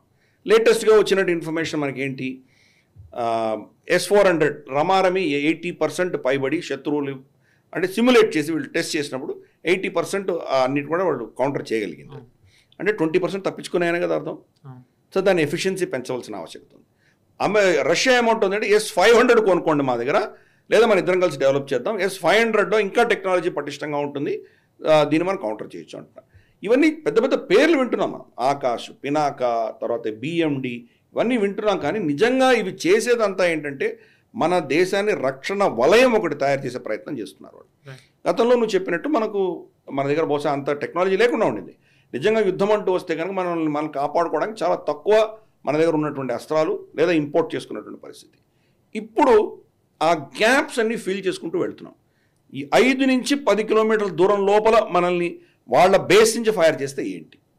ఇప్పుడు మనకు మన పూంచ్ దగ్గర నుంచి మన అభినందన్ వర్ధమాన్ టేక్ ఆఫ్ అయ్యారు. ఇమ్మీడియట్గా లైన్ ఆఫ్ కంట్రోల్ దాటంగానే అక్కడ వాళ్ళకి డాగ్ ఫైట్ అయింది, పడిపోవడం జరిగింది. అక్కడ వాళ్ళ క్యాంటన్మెంట్స్ ఏదో ముజాఫరాబాద్లో ఉంటుంది, పక్కనే ఉంటాయి, రావులాకోట, అక్కడి నుంచి వాళ్ళు కొట్టచ్చు. సో 10-15 కిలోమీటర్ల దూరం నుంచి వాడు ఫైర్ చేస్తే మనకు రెస్పాన్స్ టైం ఎంత ఉంటుంది, బహుశా 30 సెకండ్స్ ఉండొచ్చు, 40 సెకండ్స్ ఉండొచ్చు. అంత లోపల మనం దాన్ని కౌంటర్ చేయగలగాలి. అక్కడి నుంచి తీసుకొని బ్యాలిస్టిక్ మిసైల్స్ 5,000-6,000 కిలోమీటర్ల దూరం నుంచి వాడు కొడితే వాడు ఫైర్ చేశారని తెలుసు. ఇందాక నువ్వు అన్నట్టు వైజాగ్ వస్తుందో, ముంబైకి వెళ్తుందో, కోల్కతాకి వెళ్తుందో, ఢిల్లీ మీద వెళ్తుందో మనకు తెలియదు కదా. దాన్ని ట్రాక్ చేసి కొట్టగలిగిన కెపాసిటీ BMDకి ఉంది. అండ్ ఇన్ఫాక్ట్ చెప్పాలంటే ఇదేమి ఫస్ట్ టెస్ట్ కాదు, పృథ్వీ ఎయిర్ డిఫెన్స్ అని గతంలోనే 2 రకాల టెస్టులు జరిగాయి, 2 to 3 కరెక్ట్ సబ్జెక్ట్ కరెక్షన్. అంటే పృథ్వీ అన్నది ఒక స్టాండ్ అలోన్ సిస్టమ్గా ఉండింది. ఇప్పుడు ఈ BMDలో దాన్ని అనుసంధానం చేశారు. దాని ట్రాకింగ్ సిస్టమ్ కావచ్చు, దాని షూట్ డౌన్ సిస్టమ్ కావచ్చు, చాలా అంశాలన్నీ కూడా దీంట్లో వార్ఫేర్లో ఇంటగ్రేట్ చేసి దాన్ని BMD అని అంటున్నారు. BMDలో పృథ్వీ ఒక కీలకమైనటువంటి పార్ట్ మాత్రమే. పృథ్వీ ఒక మిసైల్ కావచ్చు, కానీ దాన్ని ఈ యొక్క మొత్తం అనుసంధానం చేసినటువంటి ఈ కాంపనెంట్స్ వల్ల అదొక BMD సిస్టమ్ తయారైంది. ఇటువంటివి మనకు ఇప్పుడు ఇందాక చెప్పినట్టు షార్టెస్ట్ రేంజ్ దగ్గర నుంచి తీసుకొని మనకు లాంగెస్ట్ BMD దాకా మనకి ఇన్ని ఆప్షన్స్ ఉన్నాయి. మనకి ఈ ఆప్షన్స్ని ఎవరు ఎప్పుడెక్కడ వాడాలి అన్నది ఒక పెద్ద ప్రాబ్లం. నిర్ణయం ఎవరు తీసుకోవాలి, మళ్ళీ వ్యక్తి తీసుకోవాలంటే కనుక అతను ఎటువంటి అస్త్రం వాడాలి, యుద్ధ భూమిలో మనకు సమయం ఉండదు. 30 సెకండ్స్ నుంచి తీసుకొని మహా అంటే 4-5 నిమిషాలు దాటి మనకు ఉండదు నిర్ణయం. మరి వ్యక్తి నిర్ణయం తీసుకోగలడా? వ్యక్తి నిర్ణయం తీసుకోకుండా అది సిస్టమ్ మీద ఆధారపడి ఉంటే, సిస్టమ్ తప్పు చేసి మన ఎయిర్ క్రాఫ్ట్ని షూట్ డౌన్ చేస్తే పరిస్థితి ఏంటి? ఈ ప్రశ్నలన్నీ ఉన్నాయి. అందుకని దీనికి సంబంధించే మనకు BEL లాంటివి, DRDO వీళ్ళందరూ కూడా గణనీయంగా రీసెర్చ్ చేస్తున్నారు. ఇంత కాంప్లికేటెడ్ సిచ్యువేషన్లో ఫ్రెండ్ ఎవరు, ఫో ఎవరు, మిత్రుడు ఎవరు, శత్రువుడు ఎవరు ఐడెంటిఫై చేసి ఏ రేంజ్లో మనం కొట్టడానికి ఎటువంటి అస్త్రాన్ని మనం ప్రయోగించాలి ఆ నిర్ణయాలు టెక్నాలజీ చేయాలన్న దృష్ట్యా మనం పనిచేస్తున్నాం. ఆకాశ్ వాడాలా, పృథ్వీ వాడాలా, లేదా మనకు ఇంకేదో అగ్ని వాడాలా, లేదా ఇంకేదో S-400 వాడాలా, ఏం వాడాలి, ఏ రేంజ్లో వాడాలి? ఇప్పుడు 5,000 కిలోమీటర్లు వాడు ఏదో షూట్ చేశాడు, చైనా వాడు షూట్ చేశాడు. అది భారతదేశం మీద వస్తుంది మనకి గ్యారంటీ లేదు కదా. బహుశా ఢాకా మీద వేస్తుండొచ్చు, బహుశా మియాన్మార్ మీద కొడుతుండొచ్చు, మనకు తెలియదు. వాడి టార్గెట్ ఏంటో మనకు తెలియదు. కాబట్టి ఆ నిర్ణయం ఎవరు చేయాలి? అది వ్యక్తిగతంగా ఉండకూడదు అన్నటువంటి ఒక ఎలక్ట్రానిక్ సిస్టమ్ని తయారు చేసే దిశగా మనం చేస్తున్నాము. BMD అనేది ఒక మేజర్ సక్సెస్ స్టోరీ. మనకు ఉన్నటువంటి ఇల్లు, మనకు కట్టినప్పుడు ఇల్లు ఇటుకలు చాలా కడతాం, దాంట్లో ఒక కీలకమైన ఇటుక ఇది. ఈ అన్ని ఇటుకలు కలిస్తేనే మనకు గోడ తయారవుతుంది. కాబట్టి ఈ యొక్క షార్టెస్ట్ రేంజ్ నుంచి లాంగెస్ట్ రేంజ్ వరకు మనకు ఉన్నటువంటి సెక్యూరిటీ వలయంలో ఇది ఒక చాలా కీలకమైన భాగం. ఇది అచీవ్ చేసినందుకు ప్రభుత్వాన్ని, DRDOని, తర్వాత మన సెక్యూరిటీ ఫోర్సెస్ని అందరూ కూడా మనం అభినందిద్దాం. Right sir, very big congratulations to each and every one who were involved in this operation, in this test. ఇంకా డిఫెన్స్ రౌండప్లో ఫైనల్ సెగ్మెంట్ మన సోల్జర్ గురించి మనం చూస్తున్నాం. 1947లో భారత్కి స్వాతంత్రం వచ్చినప్పటి నుంచి ఈ దేశ సార్వభౌమత్వం కోసం, ఈ దేశం సురక్షితంగా ఉండాలి అని చెప్పి ఎంతోమంది సైనికులు వాళ్ళ ప్రాణాలని దేశం కోసం అర్పించారు. వార్ అవ్వనివ్వండి, శత్రువులు మన దేశం మీద దాడి చేసినప్పుడు అవ్వనివ్వండి, చాలా సిచ్యువేషన్స్లో మన సైనికులు వాళ్ళ ప్రాణాలని లెక్క చేయకుండా దేశం కోసం వాళ్ళు పోరాడారు, అమరులయ్యారు. అలాంటి వాళ్ళ గురించి మీకు చాలా ఎనలిటికల్గా చెప్పేదే ఈ సెగ్మెంట్. ఈరోజు మనం కార్గిల్ వార్ స్టార్ట్ అవ్వక ముందర ఒక సోల్జర్ని పాకిస్తాన్ వాళ్ళు తీసుకెళ్ళి ఏం చేశారు, దానికి మన గవర్నమెంట్ ఏం చేసింది, అలాంటి సోల్జర్ ఫ్యామిలీ ఏం ఫేస్ చేసింది, ఇవన్నీ కూడా తెలుసుకుందాం. ఆయన పేరే సౌరభ్ కాలియా. సార్, సౌరభ్ కాలియా అంటే భారత్ చేసిన యుద్ధాలలో కార్గిల్ వార్ అనేది మనకి చాలా ప్రెస్టీజియస్. అంటే మనం పాకిస్తాన్ని ఓడించామని చాలా గర్వంగా చెప్పుకుంటే, ఇన్ఫ్యాక్ట్ చెప్పాలంటే కార్గిల్ వార్ స్పెషాలిటీ ఏంటి అంటే చాలా యంగ్స్టర్స్ దీంట్లో పార్టిసిపేట్ చేశారు. విక్రమ్ బాత్రా కానివ్వండి, పద్మపాణి ఆచార్య కానీ, అంటే అప్పుడు అంతా యంగ్స్టర్స్ లీడ్ చేసిన వార్ ఇది. కానీ మనం కార్గిల్ వార్, మనం ఇదంతా మిడ్ పార్ట్ గురించి మనం ఎక్కువ చర్చించుకుంటాం, మనం క్యాప్చర్ చేసుకున్నవి ఇవన్నీ. కానీ కార్గిల్ వార్ స్టార్ట్ అవ్వక ముందర పాకిస్తాన్ ఎంతోమంది సైనికులని వాళ్ళు దొంగదారిన వచ్చి తీసుకెళ్ళిపోయి చాలా చిత్రహింసలు పెట్టి చంపేశారు. అలాంటి వాళ్ళలో ఒకరే సౌరభ్ కాలియా. ఆయన గురించి అసలు ఆయన ఎలాంటి వారు, ఆయన ఏ రెజిమెంట్లో పనిచేశారు, ఆయన అమరులు అయ్యే టైంకి ఆయన వయసు ఎంత, వాళ్ళ ఫ్యామిలీ ఈ వార్త వచ్చిన తర్వాత వాళ్ళు ఎలా రెస్పాండ్ అయ్యారు, మన గవర్నమెంట్ ఏం చేసింది, కొంచెం చెప్తారా? నిజంగా చాలా కిషోర వయసులో ఆయన చనిపోయారు. 23-24 సంవత్సరాలే ఆయన చనిపోయినప్పటికీ చాలా యంగ్ ఆఫీసర్ ఆయన. సౌరభ్ కాలియా యొక్క చరిత్ర నిజంగా తెలుసుకొని ఈ దేశంలో అందరూ ఇన్స్పైర్ అవ్వవలసినటువంటి విషయం అది. మనకు ఆయన 1998 డిసెంబర్లో ఆయన కమిషన్ అయ్యారు. అవ్వంగానే మనకి ఇమ్మీడియట్గా కార్గిల్ యుద్ధం మొదలైంది. అంటే ఆర్మీలో చేరిన 5-6 నెలల్లోనే ఆయన బలిదానం ఇవ్వడం అన్నది జరిగింది. అది ఇందాక నువ్వు చెప్పినట్లు పెట్రోలింగ్కి వెళ్ళి నిజంగా అక్కడ ఎవరైనా ఉన్నారా అని చూద్దామని వెళ్తే పాకిస్తాన్ రేంజర్స్ వచ్చి సరౌండ్ చేసి వీళ్ళని యుద్ధ ఖైదీలుగా తీసుకుని స్కర్దు ఎయిర్వేస్ అంటే వాళ్ళ రేడియో ఉందో, మేము వీళ్ళని 5 మందిని మేము క్యాప్చర్ చేశామని వాళ్ళు అనౌన్స్ చేయడం జరిగింది. దాంట్లో సౌరభ్ కాలియా కూడా ఉన్నట్టు వాళ్ళు అనౌన్స్ చేశారు. తర్వాత అరౌండ్ 10th 11th జూన్ ఆయన శరీరాన్ని, చనిపోయినటువంటి వ్యక్తి శరీరాలని మళ్ళీ భారతదేశానికి అప్పగించారు. ఆయన శరీరం భారతదేశానికి వచ్చిన తర్వాత మనము పోస్ట్ మార్టం చేసి చూస్తే కనుక వాళ్ళు చేసిన చిత్రహింసలు అమానుషము, రాక్షసము, పైశాచికం లిటరల్గా చెప్పాలంటే. సౌరభ్ కాలియా శవంలో మన శరీరం మీద సిగరెట్ తోటి గాయాలు చేసినటువంటి మనకు దొరికాయి, ఎవిడెన్స్ దొరికింది. ఆయన కళ్ళు పొడి చేశారు, అలాగే చెవులు ఒక పెద్ద రాడ్ పెట్టి ఆయన చెవులు పొడి చేశారు, పండ్లు విరక్కొట్టారు, ఎముకలు విరక్కొట్టారు, ఆయన పెదాలని చింపేశారు. ఇవన్నీ ఒక్కొక్క విషయం తెలుసుకుంటే మనకు అసలు రక్తం ఉడకాల్సినటువంటి పరిస్థితి. మనకు అటువంటి చిత్రహింసలు ఆయన పెట్టి చంపడం జరిగింది. అండ్ ఇదంతా ఆయన బతుకున్నప్పుడు చేశారు. ప్లస్ ఆయన మర్మాయావాల్ని నాశనం చేశారు. ఎంత కిరాతకంగా చంపారు, అంత కిరాతకంగా చంపారు. ఇంత చిత్రహింసలు పెట్టినా ఆయన చనిపోలేదు. ఆఖరికి చంపడానికి కోసం బుల్లెట్తో షూట్ చేసి కూడా చంపారు ఆయన. అదేదో ముందరే చేసుంటే సరిపోయిండేది కదా, అంత చిత్రహింసలు పెట్టారు. ఆయన జాట్ రెజిమెంట్ నుంచి వచ్చారు. ఆయన పుట్టినది హిమాచల్ ప్రదేశ్లో. ఇన్ఫ్యాక్ట్ మనకు హిమాచల్ ప్రదేశ్, ఉత్తరాఖండ్, పంజాబ్, మనకు జమ్మూ ప్రాంతము, కొన్ని ఉత్తరప్రదేశ్ ప్రాంతాలు, కొంత మనకు ఉత్తర రాజస్థాన్, ఈ ప్రాంతం అంతా, బెల్ట్ అంతా కూడా కొన్ని తరాలుగా, కొన్ని శతకాలుగా, అంటే కొన్ని థౌజండ్స్ ఆఫ్ ఇయర్స్ వాళ్ళు యుద్ధాలు చేసేటువంటి ఒక నైజం ఉన్నటువంటి ప్రాంతాలు అవన్నీ కూడా. హిమాచల్, ఆయన సౌరభ్ కాలియా వచ్చినటువంటి హిమాచల్లో కాంగడా అని చెప్పి ఒక ఊరు ఉన్నది. ఆ కాంగడా అన్న ఊరిలో అక్కడి రాజులు త్రిగర్త రాజ్యం అనేవాళ్ళు దాన్ని. ఇప్పుడు కటోచ్ కింగ్స్ అని అంటారు వాళ్ళని. ఆ సంతతి వాళ్ళేవాళ్ళు.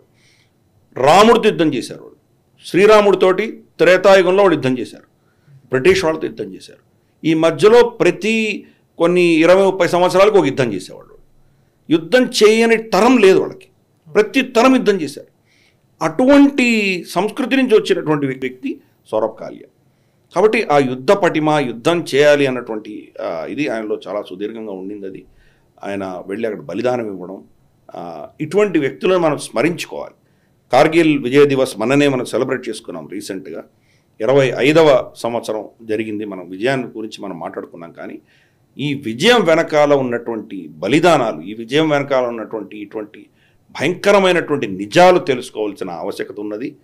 ఎప్పుడైతే మనం ఇటువంటి మన దేశానికోసం ప్రాణత్యాగం చేసి బలిదానాలు ఇచ్చినటువంటి వ్యక్తులని మనం విస్మరిస్తామో, వాళ్ళని మర్చిపోతామో, మనకు ఉనికి లేదు, మనకు ఉన్నతి లేదు. కాబట్టి సౌరభ్ కాలియా చేసినటువంటి బలిదానం సుప్రీం సాక్రిఫైస్ అని చేశారు.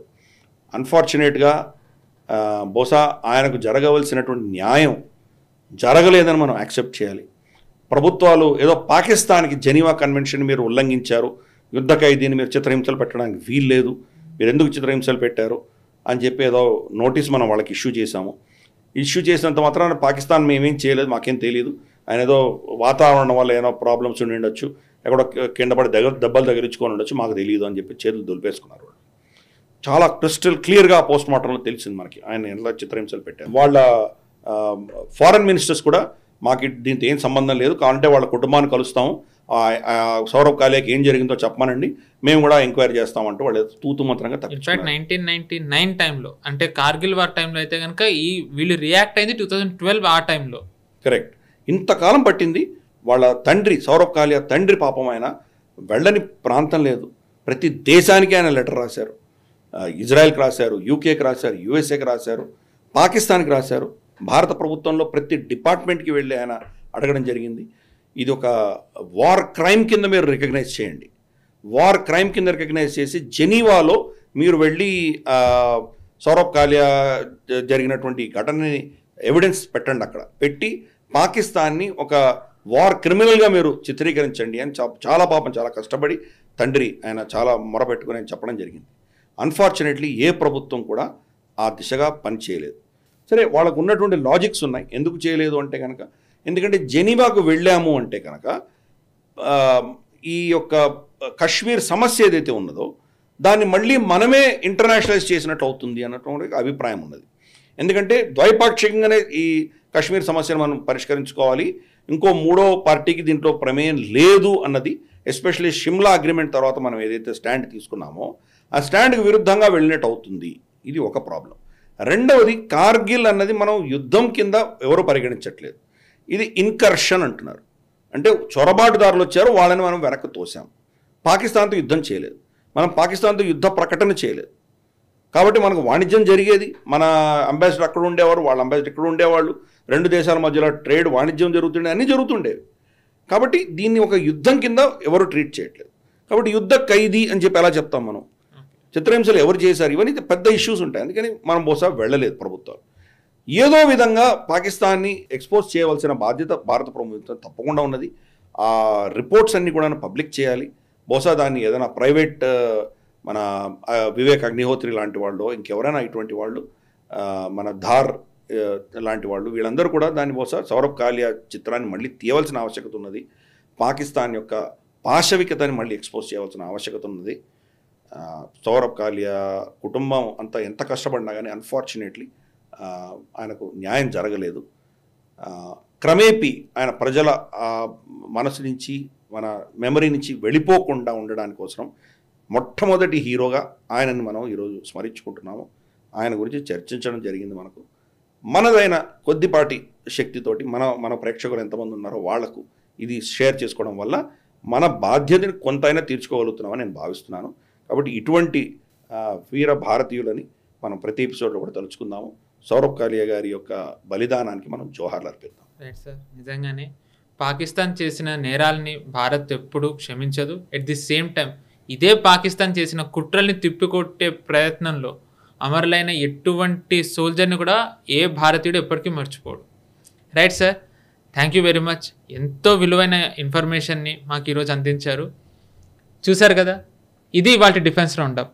ఈ డిఫెన్స్ రౌండప్లో ఇందాక చెప్పినట్టుగానే ఒక కొత్త 3 సెగ్మెంట్లను యాడ్ చేసాం.